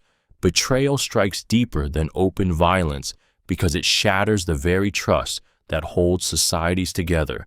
A comrade revealing a secret, a family member turning informer, a close advisor whispering lies to win favor. Each act of treachery leaves scars not only on individuals but on entire communities. Love turns to suspicion, loyalty to paranoia, and unity to ashes. What makes rewarding betrayal so devastating is its cycle. Once people realize that loyalty brings danger while treachery brings reward, betrayal becomes contagious. It seeps into every corner of life until no one dares to trust. The leader stands above the chaos, untouched, their power reinforced not by unity, but by the fear that every ally could, at any moment, become the executioner. Enforced cult rituals. Enforced cult rituals are one of the most chilling manipulations of power, a method that fuses fear with devotion by compelling people to participate in ceremonies of loyalty they may not believe in but dare not refuse. At its core, it is the transformation of obedience into ritual, where songs, salutes, chants, and parades become mandatory acts of worship for the leader or the regime. Refusal is not seen as silence, it is seen as rebellion. This tactic works because rituals are powerful. Repetition ingrains belief, even when performed unwillingly. When citizens are forced to raise their arms, chant slogans, or march in endless displays of loyalty, the body begins to conform before the mind can resist. Over time, what began as fear-driven compliance mutates into habit, and habit into acceptance. Ritual becomes the rhythm of daily life, blurring the line between genuine devotion and survival. The brilliance of enforced rituals lies in their visibility. They transform society into a stage where everyone is watched. Participation is public and absence is dangerous. A missed chant, a delayed salute, even the lack of enthusiasm can mark someone as disloyal. Fear ensures not only that people perform, but that they perform convincingly, turning entire nations into actors in a grotesque theater of obedience. The cruelty of enforced cult rituals is how they rob people of authenticity. Forced worship is humiliation disguised as loyalty, stripping individuals of their inner truth and forcing them to bow, clap, or cry on command. It erases sincerity, leaving behind a hollow spectacle where millions pretend to adore the very hand that chains them. Demonizing intellectuals. Demonizing intellectuals is one of the most destructive, manipulative tactics in history, a strategy designed to silence thought and replace reason with obedience. At its core, it is the deliberate targeting of thinkers, writers, teachers, and artists, those whose ideas have the power to challenge authority. By painting intellectuals as dangerous, corrupt, or untrustworthy, leaders strip society of its conscience and create a climate where ignorance becomes strength. This method works because ideas are harder to crush than armies. A book, a lecture, or a single sentence can plant seeds of rebellion in minds that might otherwise remain docile. Leaders who fear such sparks use propaganda to twist intellectuals into enemies of the people, accusing them of elitism, betrayal, or moral decay. Once branded as threats, they are censored, exiled, imprisoned, or executed, punished not for crimes of action, but for crimes of thought. The brilliance of this tactic is that it not only silences dissenting voices, but also turns the masses against them. Ordinary people, struggling with poverty and hardship, are told that intellectuals are the cause of their suffering, parasites who exploit, confuse, or mock them. Resentment grows, and soon the very individuals who could offer solutions are destroyed by the rage of those they sought to help. The result is a hollow society, stripped of debate, creativity, and progress. In this silence, the leader's voice becomes the only voice, their version of truth, the only truth. By demonizing intellectuals, rulers do not just eliminate opposition, they suffocate the future, condemning generations to ignorance while cloaking destruction in the disguise of unity. Psychological manipulation of rivals. Psychological manipulation of rivals is one of the most chilling arts of power, a tactic that does not strike the body but invades the mind. At its essence, it is the deliberate twisting of perception, designed to weaken an opponent's confidence, destabilize their emotions, and make them question their own strength long before a sword is drawn or a decision is made. The battlefield is the psyche, and the weapon is fear, doubt, and deceit. This strategy thrives on exploiting human vulnerabilities. Every rival, no matter how strong, carries insecurities, fears of betrayal, hunger for approval, anxieties about failure. Leaders skilled in manipulation pry at these cracks, feeding false information, spreading rumors, or planting doubts about allies. A whispered lie here, a fabricated betrayal there, and suddenly the rival's certainty crumbles. They lose trust in friends, hesitate at crucial moments, and begin to collapse under the weight of paranoia. The brilliance of this tactic lies in its invisibility. Unlike open conflict, psychological manipulation leaves no battlefield, no blood, no clear moment of defeat. Instead, rivals destroy themselves from within, second-guessing every move until hesitation turns into paralysis. The manipulator hardly needs to strike. The rival becomes their own executioner. The cruelty of this technique is its intimacy. It does not merely remove an enemy, it dismantles their sense of self. Once proud figures are reduced to shells of doubt, haunted by shadows they cannot fight.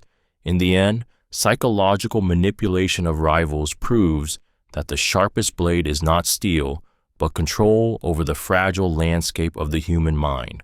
Stage-managed elections. Stage-managed elections are one of the most deceptive tools of control, a sinister illusion of democracy carefully constructed to make people believe they hold power, while every outcome has already been decided. At their core, these elections are not about choice, but about spectacle, rituals of voting that mask the reality of manipulation, where ballots are counted not by the people's will, but by the ruler's command. The genius of this tactic lies in its performance. Citizens are given campaigns, posters, rallies, and debates, all the signs of democracy staged like theater. Polling stations open, ink stains fingers, ballots drop into boxes. But behind the curtain, results are predetermined. Opponents are handpicked to lose, votes are stuffed or erased, and laws are twisted to guarantee victory. What appears as freedom is nothing more than a choreographed show to keep the masses docile. The cruelty of stage-managed elections is the false hope they plant. People are told their voices matter, that change is possible, yet the system ensures they can never touch true power. Dissenters who call out fraud are silenced, branded as enemies of stability. The very act of voting becomes a tool of manipulation, making people complicit in their own oppression while believing they are free. What makes this tactic so powerful is its subtlety. Unlike open tyranny, it cloaks oppression in the comforting mask of choice.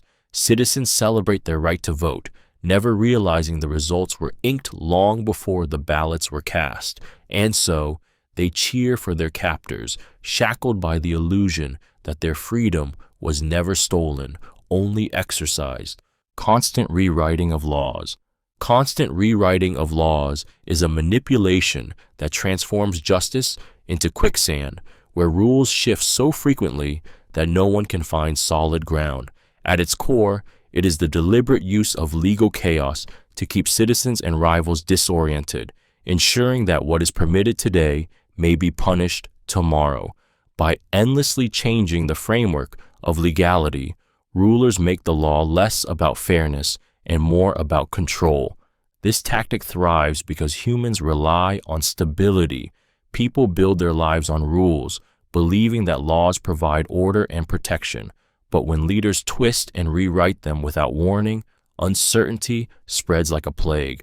Suddenly, ordinary actions become crimes, and yesterday's loyalty becomes today's treason. In such an environment, citizens live in fear of invisible tripwires, never sure if they will be punished for something they once thought safe. The constant shifting of laws also serves to elevate the ruler above the system itself. If laws can change at their whim, it sends a message. The law is not your protection, it is my tool. Those in power appear untouchable, while the people appear guilty by default, trapped in an ever-changing maze where the only way to survive is absolute submission. The cruelty of this manipulation lies in how it corrodes trust and paralyzes resistance. People stop asking, "Is this right?" and begin asking, "Is this allowed?" But even that question has no answer, for the law itself is a weapon that moves in the hands of the ruler. And in a world where justice is rewritten each day, fear becomes the only constant. Manufacturing martyr figures. Manufacturing martyr figures is one of the most haunting, manipulative strategies used by powerful leaders, a deliberate act of transforming death into propaganda. At its core, it is the creation of symbolic heroes, people whose suffering or sacrifice, whether real or staged, is paraded before the masses to ignite emotion and blind loyalty.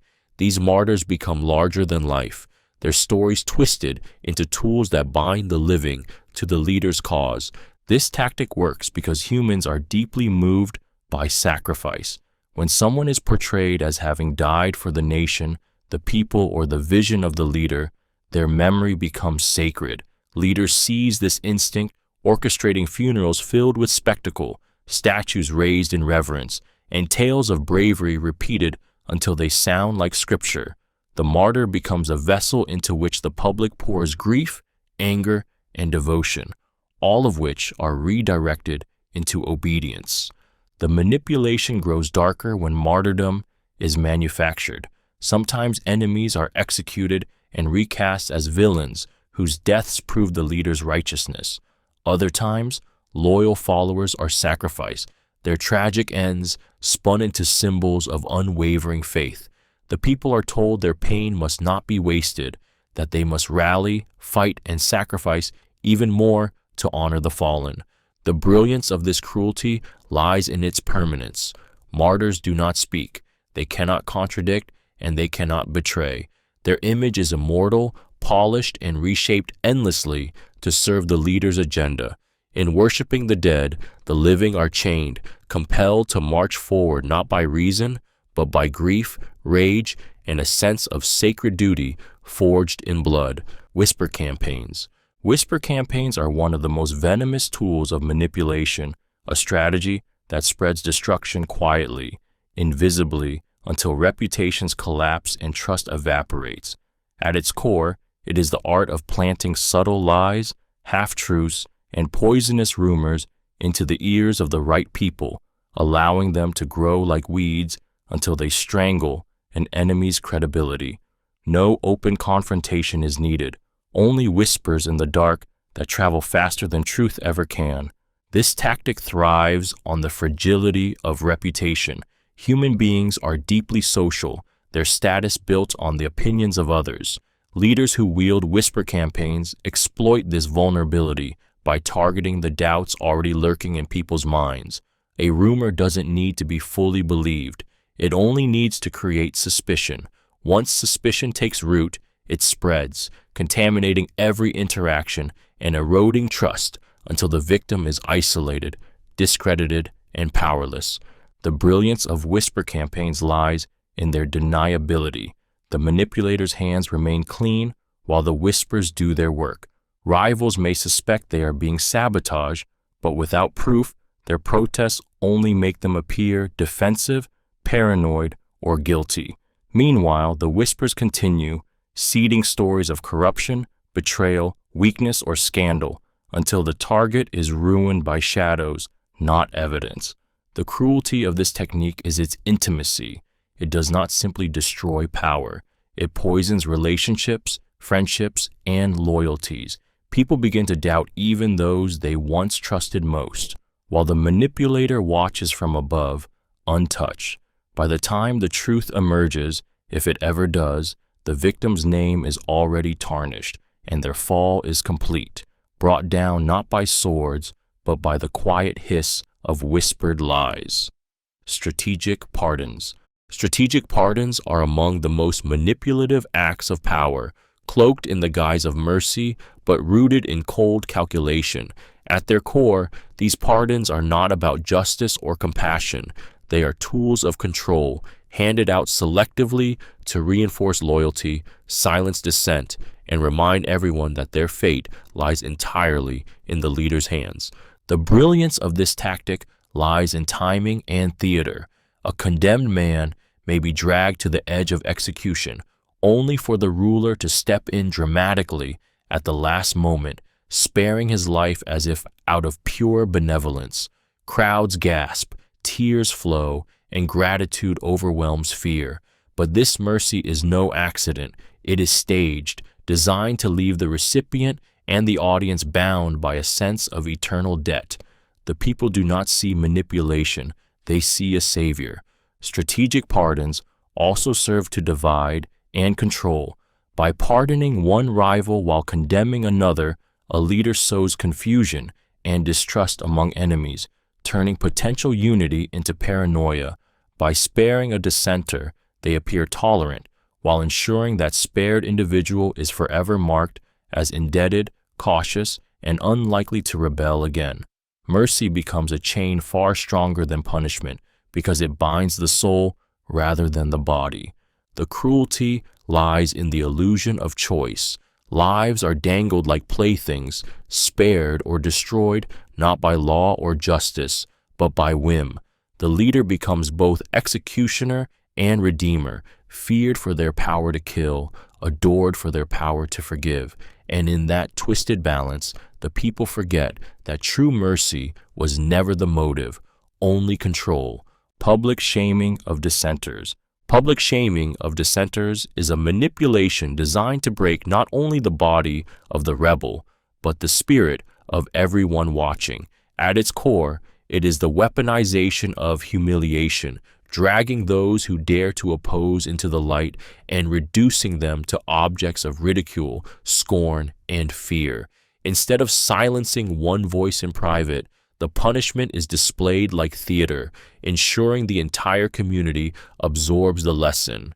This is what happens when you defy authority. This tactic thrives because shame is one of the most powerful social forces. Humans are wired to seek belonging, and the fear of being cast out is primal. Leaders exploit this by turning dissenters into spectacles, paraded in rags, forced to confess on stage, mocked in newspapers, splashed across posters as traitors and fools. Their names are spat out as curses, their faces caricatured, their reputations annihilated. What begins as resistance ends as degradation, watched by the masses who shudder at the thought of sharing the same fate. The cruelty lies in how public shaming destroys more than the dissenter. It poisons the crowd. People who once admired the rebel now recoil. Terrified of association, neighbors whisper, families withdraw, and solidarity collapses into silence. Soon, dissent itself feels not just dangerous, but dirty, something that stains anyone who touches it. Public shaming turns individuals into warnings, stripping away their dignity until they exist only as cautionary tales, and in the echo of the crowd's laughter or jeers, the ruler's grip tightens, not through respect, but through the suffocating weight of fear and humiliation. False promises of reform. False promises of reform are among the most cunning, manipulative tools of leaders who wish to pacify unrest without ever surrendering their grip on power. At its core, this tactic is a performance of hope, a carefully staged illusion that change is coming, that freedom is near, that justice will soon be restored. But behind the curtain of promises lies a cold calculation. Delay, distract, and diffuse rebellion until it withers away. This strategy works because hope is intoxicating. People burdened by oppression crave even the smallest sign of progress. When a leader announces reforms, new laws, fairer systems, brighter futures, the weary masses cling to those words like lifelines. They hesitate to rise up, believing that patience will reward them. Time passes and nothing truly changes, but the spark of resistance dies quietly in the wait. False reform also isolates the bold from the cautious.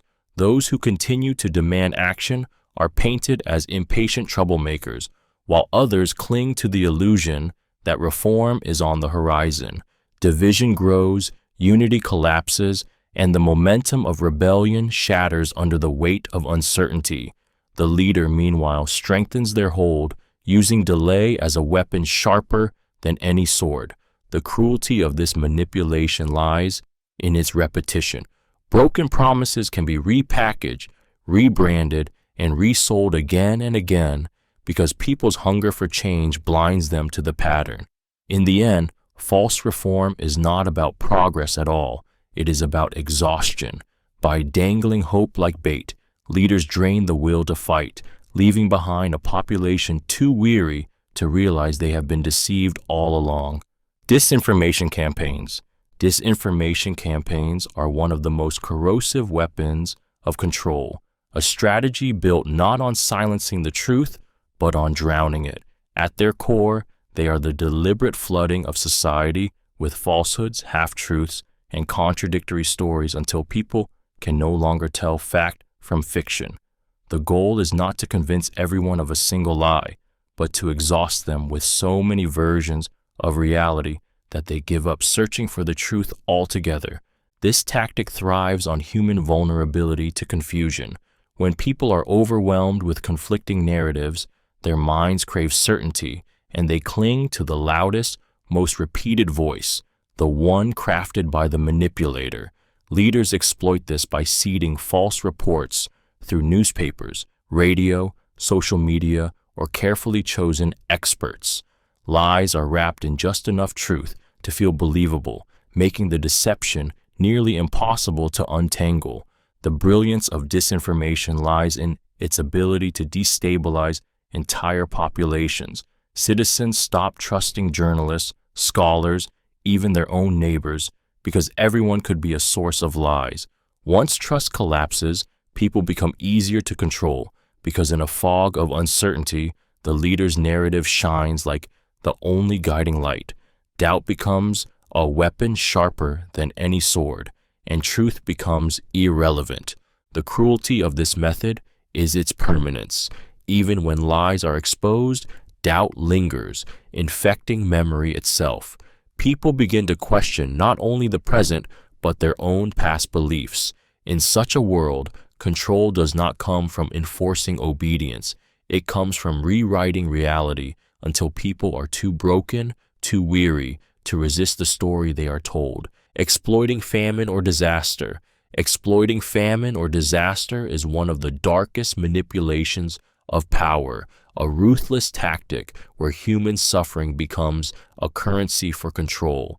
At its core, it is the deliberate use of hunger, plague, floods, or earthquakes, not as tragedies to be relieved, but as opportunities to tighten a ruler's grip on the desperate. When people are starving, homeless, or grieving, their will is broken, and their choices shrink to a single instinct: survival. Leaders twist that instinct into obedience. The brilliance of this tactic lies in its cruelty. Food supplies are withheld until loyalty is sworn, medicine is rationed to the obedient, and shelter is given only to those who sing the praises of their rulers. What should be compassion becomes blackmail. A loaf of bread becomes a weapon sharper than a sword. Aid is not distributed fairly.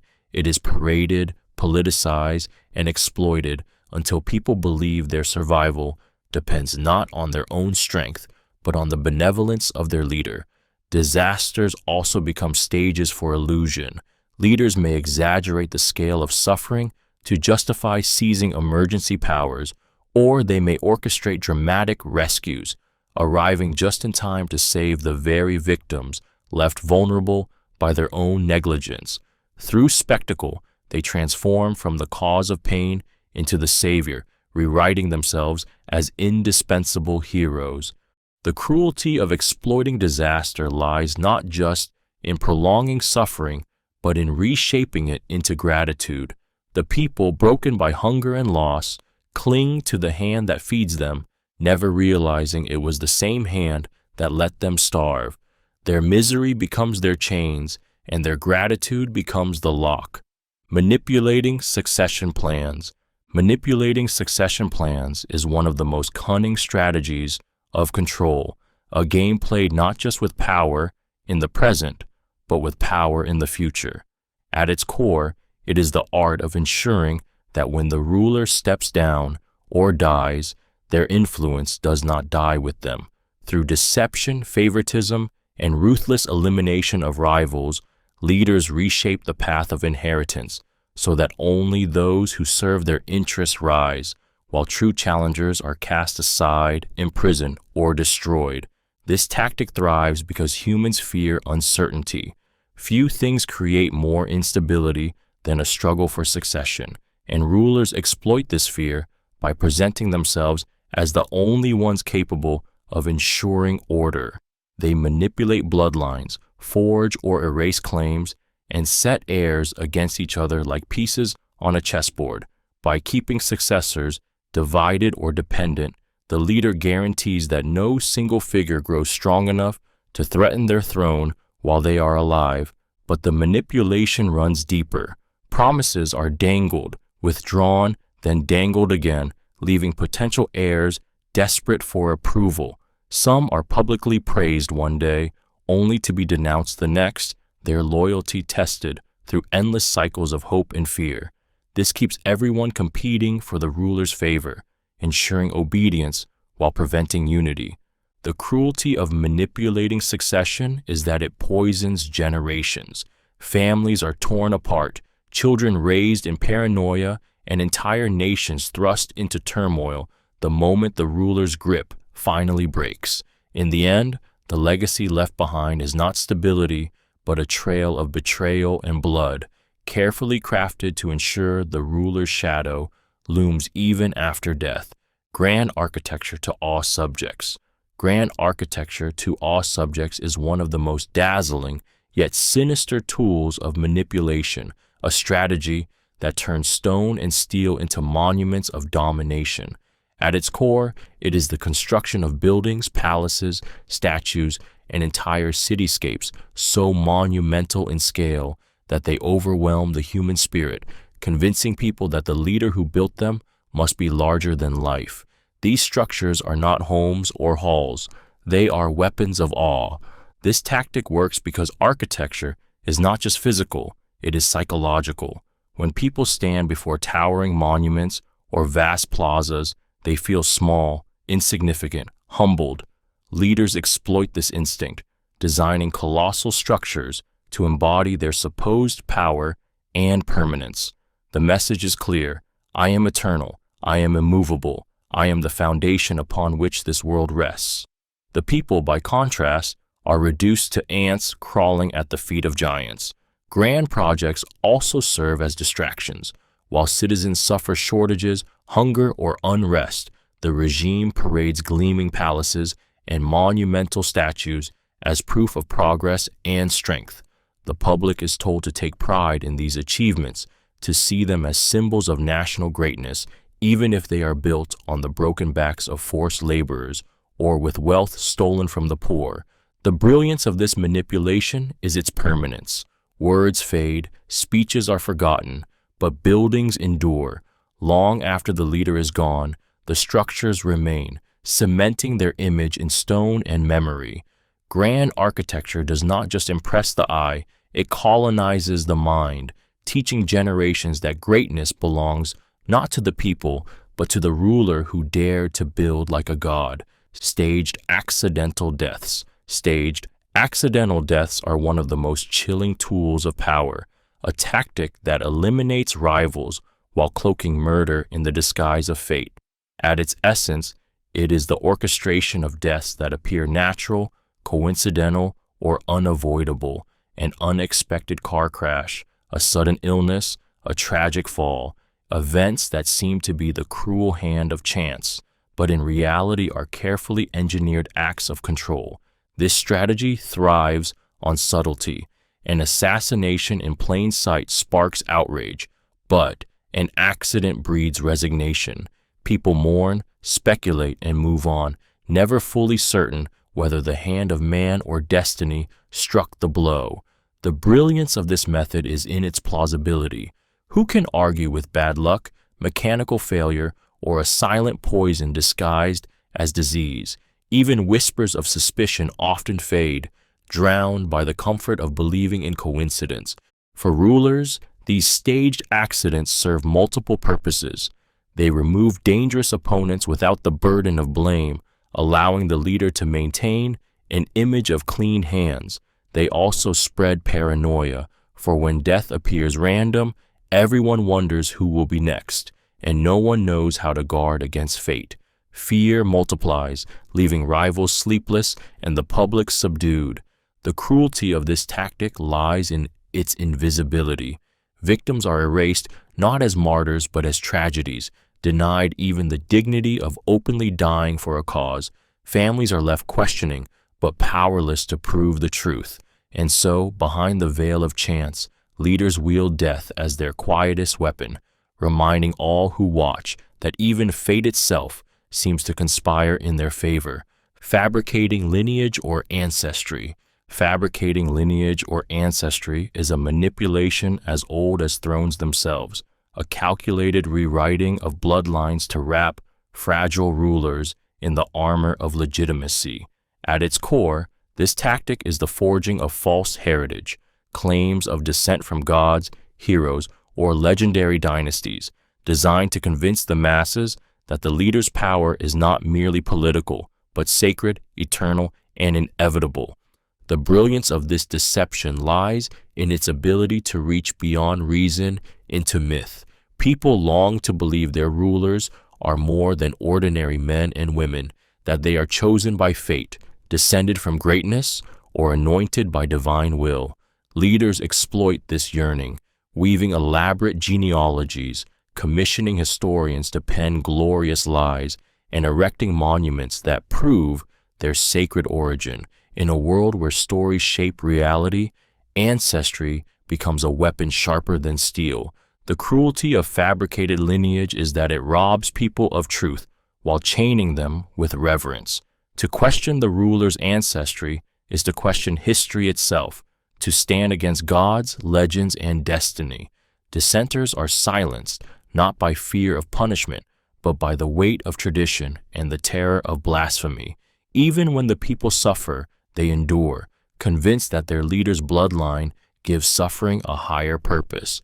This tactic thrives because it does more than justify power. It sanctifies it.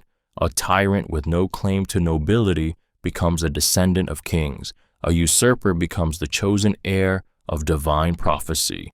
And once the lie is carved into history, it endures for generations, long after the false bloodline has drenched the earth in its people's tears. Constant surveillance of allies. Constant surveillance of allies is one of the most suffocating forms of manipulation, a strategy built not only on distrusting enemies, but on distrusting even those closest to the throne. At its core, it is the relentless monitoring of friends, generals, advisors, and confidants, turning every act of loyalty into a test, every private moment into a performance under watchful eyes.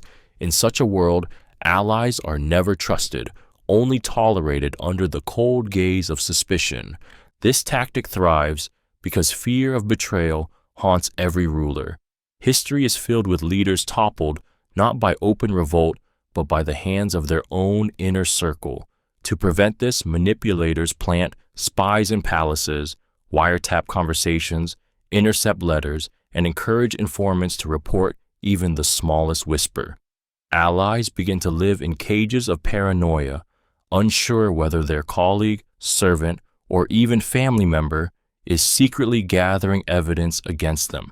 The brilliance of constant surveillance lies in how it reshapes loyalty itself. True devotion becomes impossible because allies learn that one misstep, one careless word, one moment of hesitation can be twisted into treachery. So instead of genuine trust, the ruler receives obedience born of fear, a loyalty hollow but unbreakable, because no one dares to speak freely. The cruelty of this manipulation is that it destroys intimacy at the highest levels of power. Friendships rot, families fracture, and even allies who wish to serve faithfully become shadows of themselves, living in constant dread. Surveillance binds them tighter than chains, until every ally is reduced to a trembling servant, never sure if they are trusted or already condemned. Exploiting paranoia. Exploiting paranoia is one of the most corrosive, manipulative tactics leaders have ever wielded, a strategy that thrives on the cracks of human trust. At its core, it is the deliberate amplification of fear that enemies lurk everywhere, within communities, among friends, even inside families, so that suspicion replaces solidarity and people become prisoners of their own minds. This tactic works because paranoia feeds on uncertainty. The human brain craves safety and clarity, yet when leaders flood society with warnings of spies, traitors, and invisible threats, no one feels secure. Suddenly, every whispered conversation, every sideways glance, every unexplained misfortune becomes evidence of conspiracy. In this fog of fear, people stop questioning the leader and start questioning each other. Leaders exploit this climate by positioning themselves as the only source of certainty, the sole figure who can be trusted in a world teeming with danger. Informant networks, secret police, and anonymous accusations deepen the madness, ensuring that paranoia spreads like an infection. Neighbors betray neighbors to protect themselves, and entire communities collapse under the weight of mistrust. The brilliance of exploiting paranoia lies in how it kills unity. People who might otherwise band together against oppression instead turn inward, consumed by suspicion. Resistance becomes impossible when everyone fears that allies could be enemies in disguise. The leader doesn't have to crush solidarity with force. The people do it to themselves, tearing apart their own bonds of trust. Exploiting paranoia doesn't just control the body, it corrodes the soul. It leaves a population fragmented, isolated, and broken, unable to distinguish reality from fear, while the ruler reigns unchallenged over a society devoured from within. disguised infiltration of enemies. Disguised infiltration of enemies is one of the most cunning tactics of manipulation, a strategy that dismantles opposition from within rather than confronting it from without. At its core, it is the planting of spies, agents, or double-faced loyalists inside enemy groups, disguised as friends, allies, or even passionate rebels. Instead of storming the fortress, the leader sends whispers into its heart, ensuring betrayal bleeds it dry long before battle begins. This tactic thrives because trust is both the strongest glue and the weakest chain in human relationships. Enemy groups often bond over shared ideals, anger, or desperation, but once infiltrators are embedded, they twist that trust into poison. They spread subtle doubts, steer strategies into dead ends, and expose vulnerabilities directly to the ruling power. By the time the truth is discovered, the group is fractured, paranoid, and weakened beyond repair. The brilliance of infiltration lies in its invisibility. An external attack rallies resistance, but an insider's betrayal corrodes from the inside out. Leaders exploit this by disguising agents so convincingly that they rise to positions of trust within the enemy's ranks. These infiltrators may even provoke rebellions or lead uprisings, only to sabotage them at the decisive moment, ensuring collapse while preserving the illusion that the enemy failed by its own flaws. The cruelty of this strategy is its intimacy.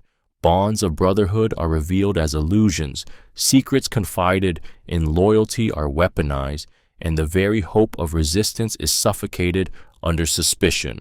In the end, infiltration doesn't just defeat enemies, it destroys their spirit, leaving them shattered, uncertain of who to trust, and haunted by the realization that their downfall was not forced upon them, but carried out by hands they once believed were their own. Control of education. Control of education is one of the most insidious manipulations of power, a slow poisoning of the mind that begins in childhood and lasts a lifetime.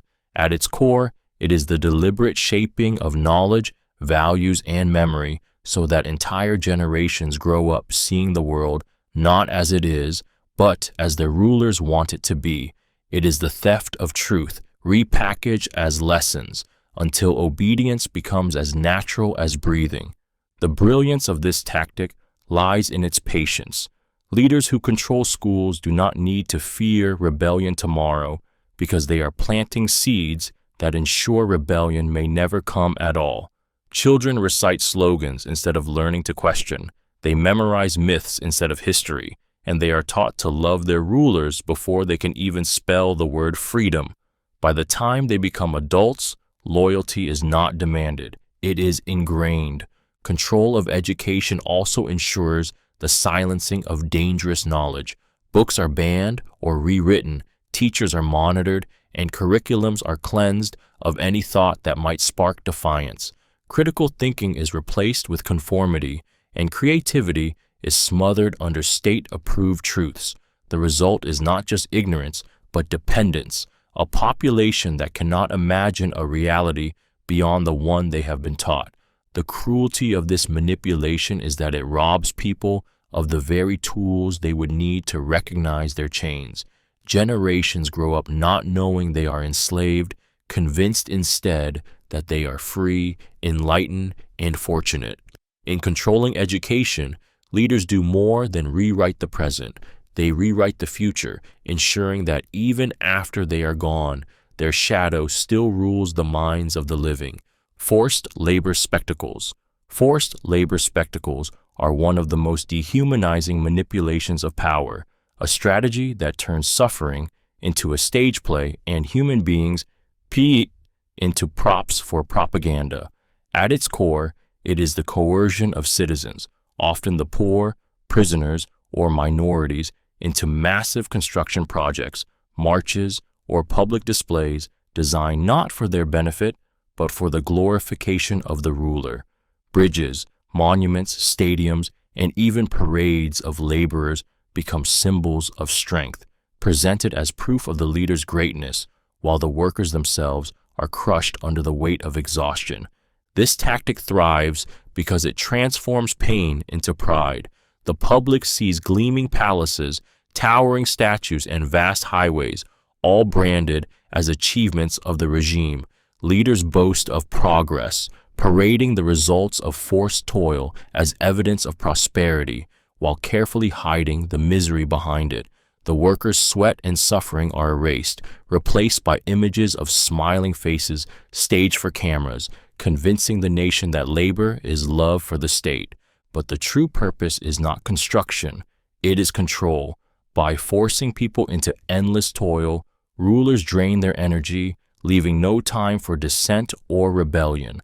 At the same time, the spectacle of massive projects creates awe, making citizens believe their leader commands the impossible. The cruelty of forced labor spectacles lies in the way they steal both dignity and freedom. People become instruments, stripped of choice, compelled to build monuments to their own oppression. And when the world admires the towering structures, few remember the broken bodies that made them possible. Only the ruler who claimed the glory. Fabricated statistics. Fabricated statistics are one of the most deceptively powerful manipulation tools, a strategy that cloaks lies in the appearance of truth. At its core, it is the deliberate invention or distortion of numbers, percentages, charts, reports that give the illusion of progress, stability, or danger. Because numbers feel objective and scientific, people are far more likely to accept them without question, never realizing they are being blinded by false precision. This tactic works because human beings equate data with certainty. When a leader declares that crime has dropped by 40%, or that production has doubled, or that unemployment is at historic lows, the public feels reassured even if their lived reality tells another story. Numbers silence doubt. A statistic can make a speech sound authoritative, a policy look effective, and a failing regime appear successful. The danger lies in how easily fabricated statistics reshape perception. Citizens struggling with shortages can be told the economy is booming. Families living in fear can be told crime is under control. Dissenters who question the numbers are branded as liars or enemies of progress. Over time, people begin to doubt their own experiences, trusting the numbers more than their own eyes. The brilliance of this tactic is that it requires no immediate force. A well-crafted graph, a glowing report, or a repeated percentage is enough to pacify millions. And while the truth hides in the shadows, the illusion of success spreads, making resistance feel unnecessary or even irrational. Fabricated statistics don't just lie about the present. They rewrite reality itself, transforming failure into triumph and despair into obedience. Emotional blackmail of followers. Emotional blackmail of followers is one of the most insidious forms of manipulation, a tactic that chains loyalty not through reason or law, but through guilt, shame, and fear of abandonment. At its core, it is the deliberate exploitation of people's emotional bonds with their leader, convincing them that disobedience, hesitation, or even doubt is a personal betrayal that will unleash devastating consequences on themselves, their families, or their nation. This strategy thrives because humans are deeply social beings, wired to seek approval and terrified of rejection. Leaders exploit this by positioning themselves as parental figures, saviors, or protectors, so that any challenge to their authority feels like wounding someone beloved. Followers are told, "Without me, you will fall," or, "If you turn away, everything you love will be destroyed." The manipulator casts themselves as indispensable, twisting devotion into dependence. The brilliance of emotional blackmail lies in its invisibility. Unlike threats of violence, which are clear and external, this method coils itself inside the heart, making people believe their obedience comes from love or duty rather than fear. Followers suppress doubts not because they are silenced from the outside, but because their own guilt silences them within. The cruelty of this tactic is its intimacy. It doesn't merely demand compliance, it weaponizes love, loyalty, and hope, leaving people trapped in emotional cages they cannot see. Families surrender freedoms to prove their devotion. Individuals sacrifice happiness to avoid shame, and entire nations obey because they are made to feel that disobedience is not just rebellion, but betrayal of the very soul they've been taught to worship. Symbolic use of executions. The symbolic use of executions is one of the most terrifying manipulations of power, a ritualized display of death designed not simply to punish, but to send a message that echoes through the veins of an entire population. At its core, it is the deliberate choice to make executions public, theatrical, and unforgettable, turning a single death into a warning that silences thousands. The brilliance of this tactic lies in its spectacle. Executions are staged in crowded squares, with drums pounding, soldiers marching, and the condemned paraded before the masses. The victim becomes less a person than a symbol of betrayal, rebellion, or disobedience. By carefully choosing who is executed and how, leaders craft a narrative. This is what happens to traitors. This is what happens to doubters. This is what happens to those who dare to resist. Fear spreads faster than reason, and these symbolic killings infect the imagination. People begin to picture themselves on the scaffold, the firing line, the gallows. They lower their voices, censor their thoughts, and train their children to obey, not because they are convinced, but because they are terrified. The execution does not just kill the body, it kills the courage of the living. The cruelty of symbolic executions is in their psychological permanence. Long after the blood has dried, the memory lingers. The image of the ruler's power, absolute, merciless, and inescapable, burns into the collective mind. It is not justice nor protection, but theater drenched in terror, designed to remind everyone watching that their lives hang not on law or fairness, but on the will of the one who commands death itself. Changing uniforms, symbols for identity control. Changing uniforms and symbols for identity control is a subtle but powerful manipulation, a way of reshaping how people see themselves and each other through what they wear and what they display. At its core, it is the stripping away of individuality and the imposition of a collective identity crafted by the ruler. Uniforms, armbands, badges, flags, and emblems are not mere decorations. They become psychological shackles that remind citizens every day who they belong to.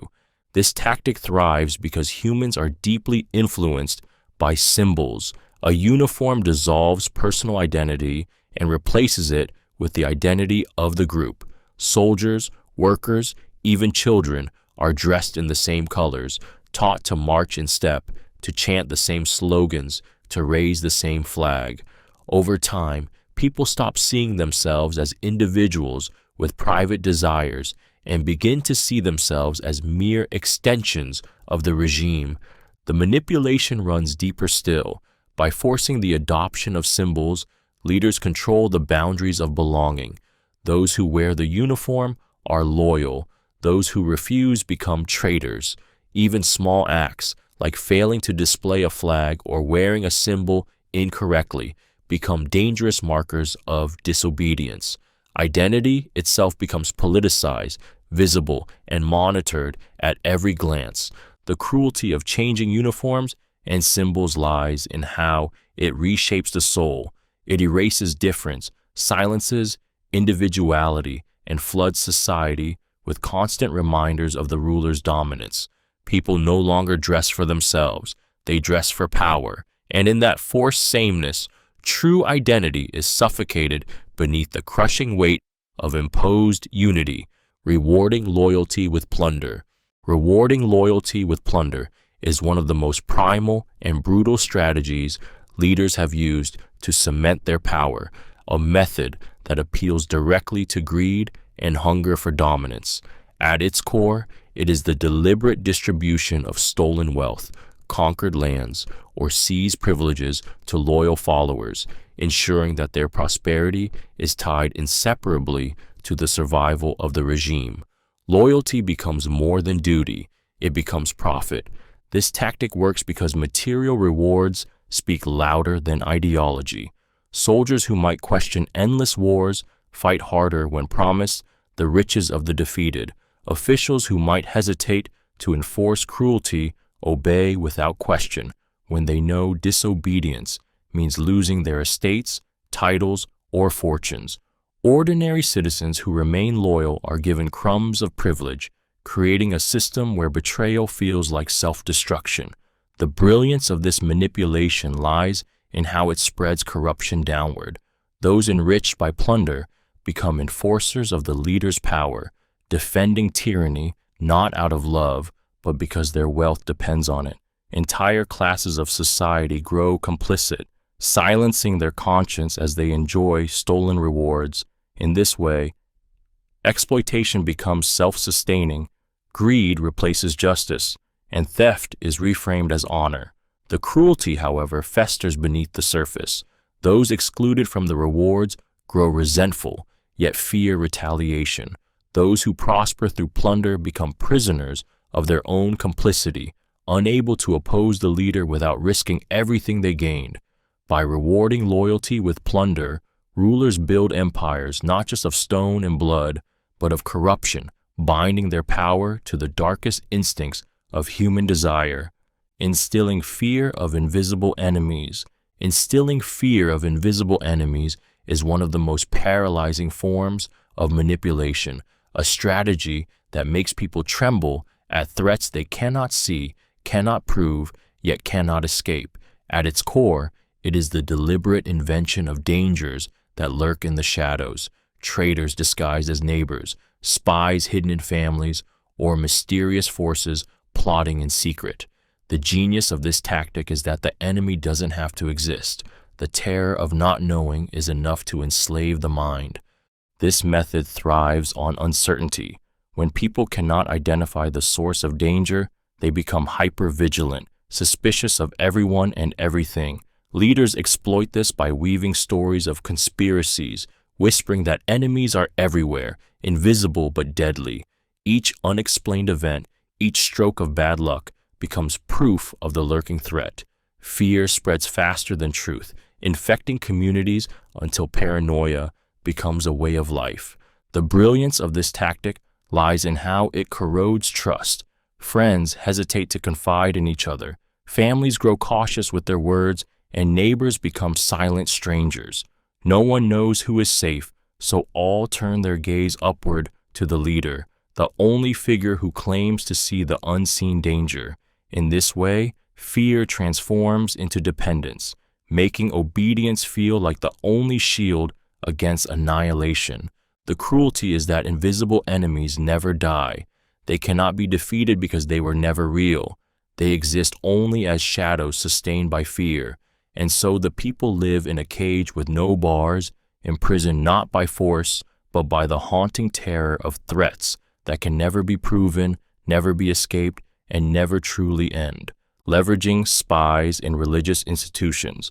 Leveraging spies in religious institutions is one of the most chilling manipulations of trust, a tactic that exploits the very places people consider sacred and untouchable. At its core, it is the infiltration of churches, temples, mosques, and shrines, with informants whose true allegiance is not to faith, but to power. By corrupting the sanctity of religion, leaders turn havens of spiritual refuge into networks of surveillance and control. The brilliance of this tactic lies in its cruelty. Faith is one of humanity's deepest bonds, a sanctuary where people confess fears, share hopes, and reveal their most vulnerable truths. When spies sit silently among worshipers, listening and reporting, even prayer becomes dangerous. Believers learn that the wrong word uttered in the house of God could end in ruin.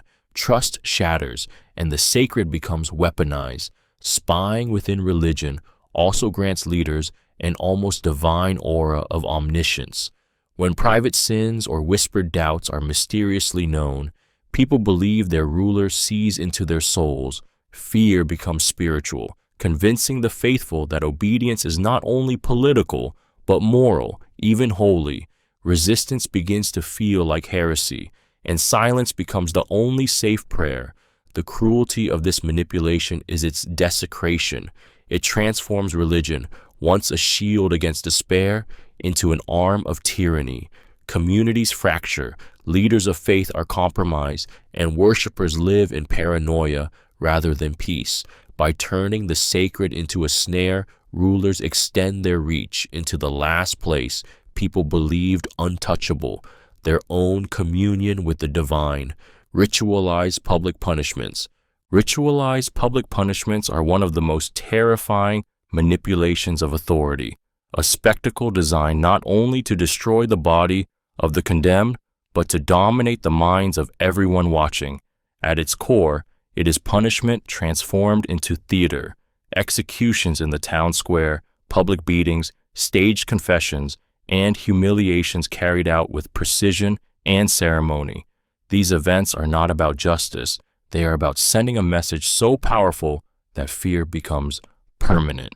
This tactic thrives because humans are deeply affected by what they witness.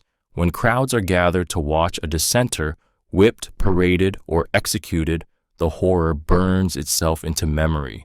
The punishment becomes a ritual, repeated often enough that it feels inevitable, inescapable. The ruler's power is carved into the minds of the people through the screams of the condemned, through the silence that follows, through the knowledge that the next victim could be them. The brilliance of ritualized punishment lies in its visibility. Private violence may silence one person, but public violence silences thousands. It teaches obedience without words, wrapping fear around every action, thought, and glance.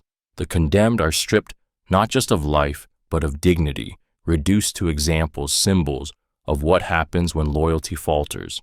The cruelty of this manipulation is that it forces society itself into complicity. Neighbors watch, families weep in silence, children absorb the lesson before they understand it. Over time, people no longer need to be reminded. The memory of the spectacle is enough to keep them obedient. Fear becomes inherited, carried in the blood of generations long after the punishment has ended. Pretended humility for manipulation. Pretended humility is one of the most deceptive tricks of manipulation, a strategy where leaders mask their hunger for power beneath a carefully crafted image of modesty. At its core, it is a performance, acting meek, selfless, or reluctant in order to disarm suspicion, earn sympathy, and create the illusion that their rise to power is a burden rather than an ambition. The crowd believes they are following a servant of the people, when in reality they are submitting to a master in disguise. This tactic works because humility is disarming. People instinctively trust those who appear reluctant to rule, mistaking restraint for virtue. A leader who bows their head, dresses simply, or speaks of duty rather than desire appears noble, even saint-like. By presenting themselves as unwilling rulers, they make the people feel as though power has been forced upon them, that supporting such a figure is not submission, but a moral choice. The brilliance of pretended humility is that it creates loyalty, rooted in admiration rather than fear. Followers believe they have found a leader who is different, one who understands them, one who sacrifices personal comfort for the good of all. And once devotion is secured, the mask can begin to slip, slowly, carefully, until the once humble servant stands above all, wielding absolute authority while still cloaked in the memory of modesty. The cruelty of this manipulation lies in its betrayal. People give their trust freely, believing they are protected by virtue, only to realize too late that the humility was a lie. By then, power has been consolidated, dissent is silenced, and the leader rules not through honesty, but through the sweetest deception of all, creating secret elite orders. Creating secret elite orders is one of the most intoxicating manipulations of power. a tactic that cloaks control in mystery and exclusivity. At its core, it is the formation of hidden groups, select circles of advisors, soldiers, or loyalists, sworn to secrecy and bound by ritual, elevated above ordinary people with the illusion of sacred purpose. These orders are not just organizations, they are cult-like machines of loyalty, designed to serve the ruler without question and to inspire awe and fear among the masses. This strategy thrives on the human hunger for belonging and status. To be chosen as part of a secret elite is to feel special, set apart from the crowd, entrusted with knowledge and power others can only dream of. Leaders exploit this desire by wrapping the order in mystery, oaths sworn in blood, symbols etched in secrecy, initiation rites that strip members of individuality and replace it with total devotion to the cause. Once inside, loyalty is no longer optional, it is survival. The brilliance of secret orders lies in their dual function. Outwardly, they serve as instruments of fear, whispered about but rarely seen, their reputation alone enough to command obedience. Inwardly, they act as the ruler's shield, loyal only to the throne, suppressing dissent, enforcing decrees, and carrying out the darkest acts in silence. The cruelty is that these orders corrupt both sides of power. The people live under the shadow of an invisible force, fearing conspiracies they cannot touch. The members themselves, stripped of independence, become tools, bound by secrecy, trapped in loyalty, and consumed by the very order that promised them glory. In the end, the secret elite exists not to rule, but to ensure one person does, forever. Exploiting foreign threats. Exploiting foreign threats is one of the most enduring manipulations of power, a tactic that feeds on fear of the unknown to unite people under a leader's control. At its core, it is the deliberate exaggeration or outright fabrication of external enemies to create a constant sense of danger. By convincing the masses that hostile forces lurk just beyond the border, rulers transform themselves into indispensable protectors, the only shield between their people and annihilation. The brilliance of this tactic lies in its simplicity. Humans are tribal by nature, instinctively wary of outsiders. Leaders sharpen this instinct into paranoia, painting neighboring nations as aggressors, depicting foreigners as corrupt, savage, or envious. Every economic setback, every shortage, every failure at home can be blamed on the looming enemy, redirecting anger away from the ruler and onto a distant phantom. Exploiting foreign threats also justifies cruelty. Surveillance becomes security, censorship becomes defense, and war becomes protection. Citizens accept sacrifices they would otherwise resist, higher taxes, loss of freedoms, endless conscription, because they are convinced their very survival is at stake. Even dissenters are branded not as critics, but as traitors, accused of aiding the enemy simply by daring to question authority. The cruelty of this manipulation is that it traps people in a cycle of fear and dependency. They live in perpetual anxiety, rallying around their leader in blind loyalty, never realizing the enemy was never as dangerous as they were told. The true threat was not beyond the border, but within, the hand that invented the danger in order to command their obedience. Encouraging rivalry among subordinates. Encouraging rivalry among subordinates is a manipulation rooted in suspicion and control, a deliberate strategy to keep those closest to power too busy fighting each other to ever unite against their leader. At its core, it is the art of planting seeds of envy, jealousy, and competition within a circle of advisors, generals, or ministers, ensuring that no bond of trust can grow strong enough to threaten the throne. This tactic thrives because ambition is a natural human drive. Leaders exploit it by rewarding one subordinate today, favoring another tomorrow, whispering compliments to one while hinting at betrayal from another.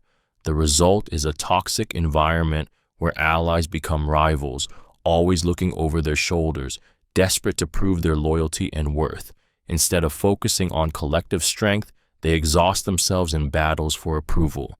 The brilliance of this manipulation lies in how it disguises weakness as strength. The leader appears above the fray, the sole figure who can balance the clashing egos below. Subordinates, consumed by rivalry, are too divided to plot rebellion, too mistrustful to conspire, too insecure to act boldly. Even the most capable among them are reduced to pawns in a game where the ruler alone controls the board. The cruelty of encouraging rivalry is that it corrodes loyalty from the inside out. Colleagues become enemies, friendships are shattered, and paranoia becomes the atmosphere of governance. Instead of unity, there is suspicion. Instead of strength, there is chaos. And in that chaos, the leader's position remains unshakable because no one else is allowed to rise without first being dragged back down. Using mercy to inspire loyalty. Using mercy to inspire loyalty is one of the most cunning and emotionally charged manipulative tactics, a strategy where leaders transform selective forgiveness into a weapon of control. At its core, it is not true compassion, but calculated theater, a deliberate choice to spare, pardon, or reward someone in a way that creates devotion so powerful it eclipses fear.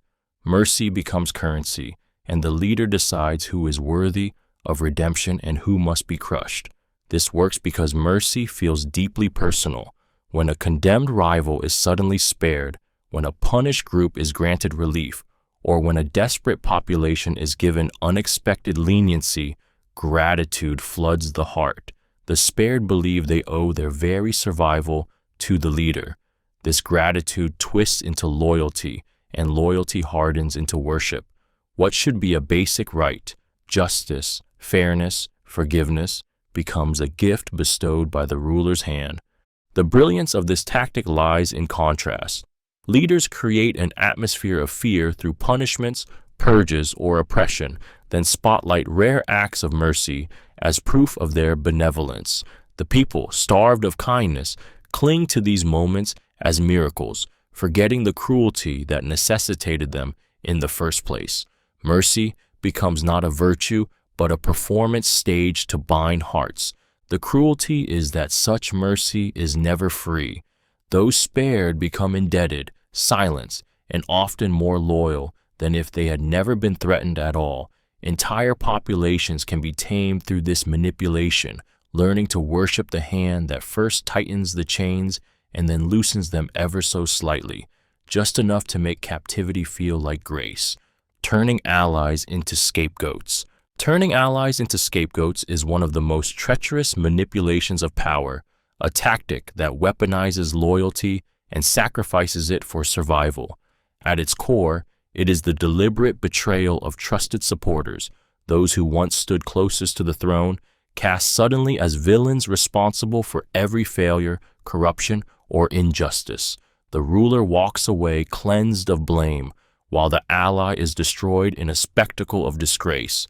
This method thrives because allies are the most believable scapegoats. They have held power, signed orders, and carried out the ruler's will. When the tide of public anger rises, leaders exploit this by pointing fingers downward, painting themselves as betrayed visionaries surrounded by corrupt subordinates. The people, hungry for someone to blame, readily accept the narrative. The allies' downfall becomes proof of the leader's purity, as if treachery surrounded them while they alone remained untainted. The brilliance of this tactic lies in its timing. Scapegoats are not discarded randomly, but at moments of crisis, economic collapse, military defeat, political scandal. By sacrificing an ally at the perfect moment, the ruler redirects rage away from themselves, turning potential rebellion into renewed trust. The public, appeased by punishment, forgets to question the hand that orchestrated it all. The cruelty of this strategy is its betrayal of intimacy. Allies who once believed they were indispensable discover too late that they were expendable, used as shields until their usefulness ran dry. Their loyalty is repaid with destruction. their names blackened forever, and the people, unaware of the deception, cheer the purge, never realizing that the true architect of their suffering still smiles, untouched, behind the mask of innocence. Manipulating marriage alliances. Manipulating marriage alliances is one of the most calculated forms of political deceit, a tactic that treats human lives as bargaining chips in the relentless pursuit of power. At its core, it is the deliberate arrangement of unions, not for love or companionship, but for conquest, weddings forged to bind kingdoms, silence rivals, or expand influence, while the individuals involved are little more than pawns in a ruthless game. The brilliance of this tactic lies in its subtlety.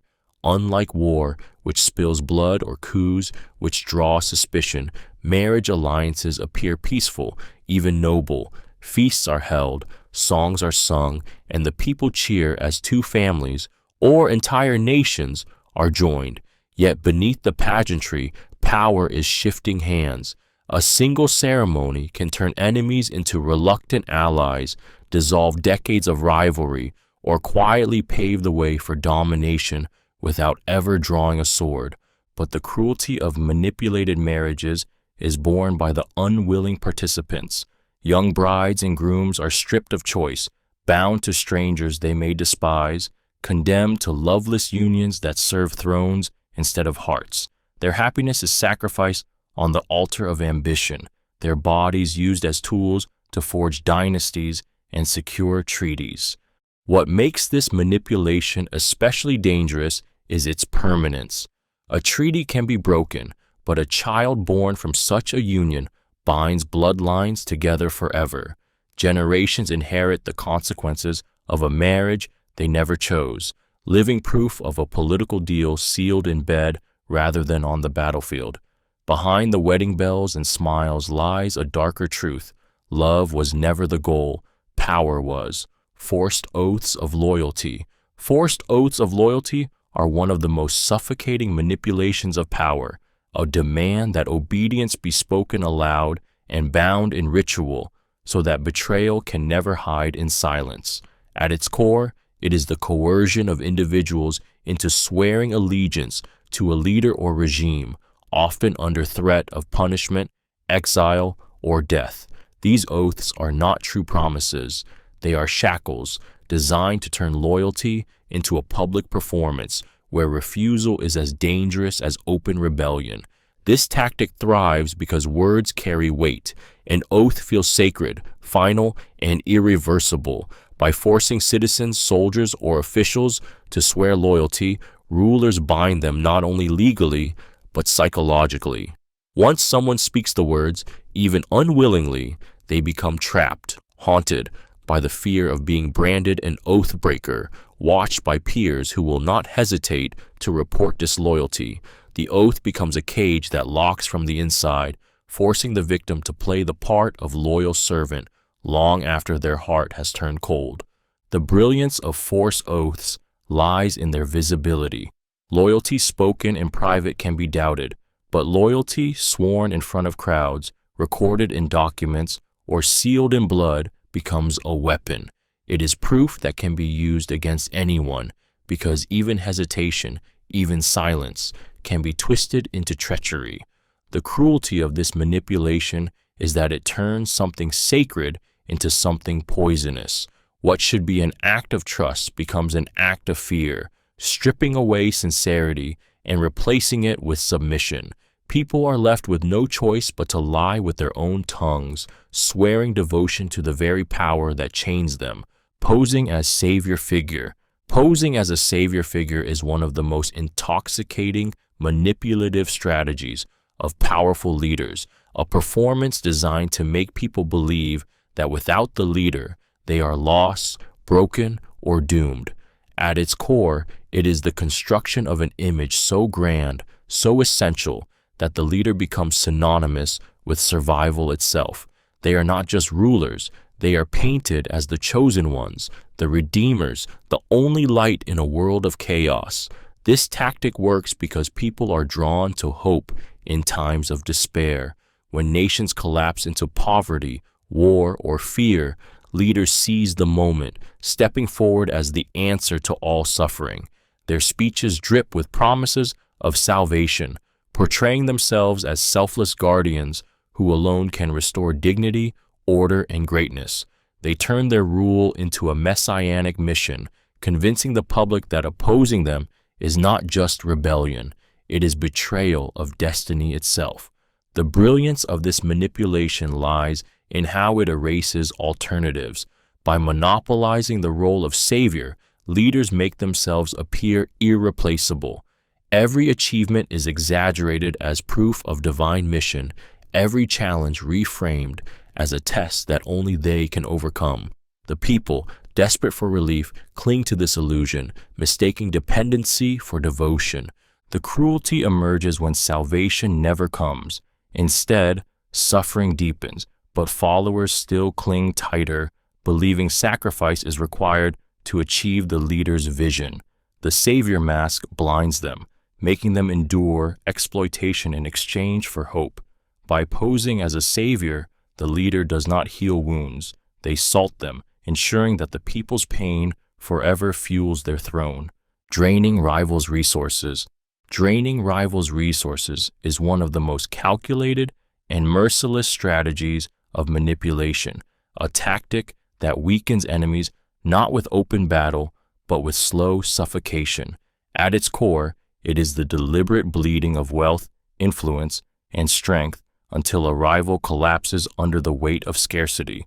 The ruler does not need to strike directly. They simply ensure that their enemy has nothing left with which to fight. This method thrives on patience and precision. Leaders block access to trade, cut off allies, manipulate taxes, or seize property under the guise of law. They encourage endless wars, legal battles, or projects that devour money and manpower, knowing that rivals will spend themselves into ruin. Sometimes even generosity is weaponized, lavish gifts or favors that bind rivals in debt until repayment becomes impossible, forcing them into submission. The brilliance of this tactic lies in its invisibility. While open attacks provoke resistance, resource draining feels like inevitability, a slow decline that appears to be the rival's own failure. The public begins to see them as weak, incompetent, or cursed by fate, while the ruler strengthens their own image as stable and powerful. By the time the rival realizes they are ensnared, their coffers are empty, their allies gone, and their influence shattered. The cruelty is in the erosion of dignity. Rivals do not fall with the defiance of martyrs. They wither in silence, stripped piece by piece of their power, forced to beg, compromise, or disappear. It is a death by starvation rather than the sword, a reminder that sometimes the sharpest weapon in politics is not bloodshed, but the quiet, relentless draining of everything a rival once possessed. Public rewriting of enemy's reputation. The public rewriting of an enemy's reputation is one of the most venomous manipulations of power, a deliberate effort to erase who someone truly was and replace it with a monstrous caricature. At its core, it is not enough for leaders to destroy their opponents physically. They must annihilate their memory, ensuring that history itself turns against them. The enemy must not only be defeated, but despised, ridiculed, and remembered as the embodiment of evil. The brilliance of this tactic lies in its reach. Through speeches, newspapers, murals, and school lessons, the narrative of the enemy is reshaped. A rival who once fought for justice is painted as a traitor. A visionary is twisted into a lunatic. A patriot is branded a criminal. Lies are repeated so often and so loudly that truth becomes irrelevant. The new story is all that remains. Over time, even those who once knew the truth begin to doubt their own memories. This rewriting does more than destroy the enemy. It sanctifies the ruler. By contrasting themselves against a demonized figure, leaders appear righteous, noble, even godlike. The people rally behind them not only out of loyalty, but out of hatred for a villain that may never have existed in the first place. The cruelty of this manipulation is its permanence. Long after the enemy is gone, exiled, imprisoned, or dead, their name remains poisoned. Their children inherit shame, their supporters are branded traitors, and history books ensure future generations never see the truth. The enemy is killed twice, once in life and once in memory, buried beneath a mountain of carefully crafted lies. Mock trials for spectacle.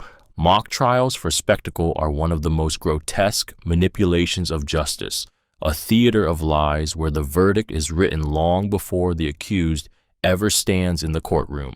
At its core, it is the staging of a trial, not to uncover truth, but to display power, transforming law into performance and guilt into entertainment. The courtroom becomes a stage, the judges actors, and the sentence a script designed to terrify the audience more than punish the accused. This tactic thrives because humans instinctively respect ritual and authority. A trial feels legitimate. The robes, the gavels, the solemn procedures, all symbols that suggest fairness. But when manipulated, these very symbols become weapons. The accused is paraded before the public, their confession forced or fabricated, while the crowd watches as if witnessing justice. In reality, it is nothing more than punishment disguised as law. The brilliance of the mock trial lies in its spectacle. It is not enough to silence dissenters in secret. They must be destroyed in front of others, with their guilt painted in broad strokes for all to see. Every speech, every false witness, every staged outburst serves a single purpose: to send a message that opposition will not just be crushed, it will be humiliated. The cruelty of mock trials is that they turn truth into ashes. The accused is stripped of dignity, condemned no matter what they say, while the public is forced to applaud a lie. Over time, society loses faith in justice itself, learning that innocence offers no shield and that the law has become nothing but theater for tyranny.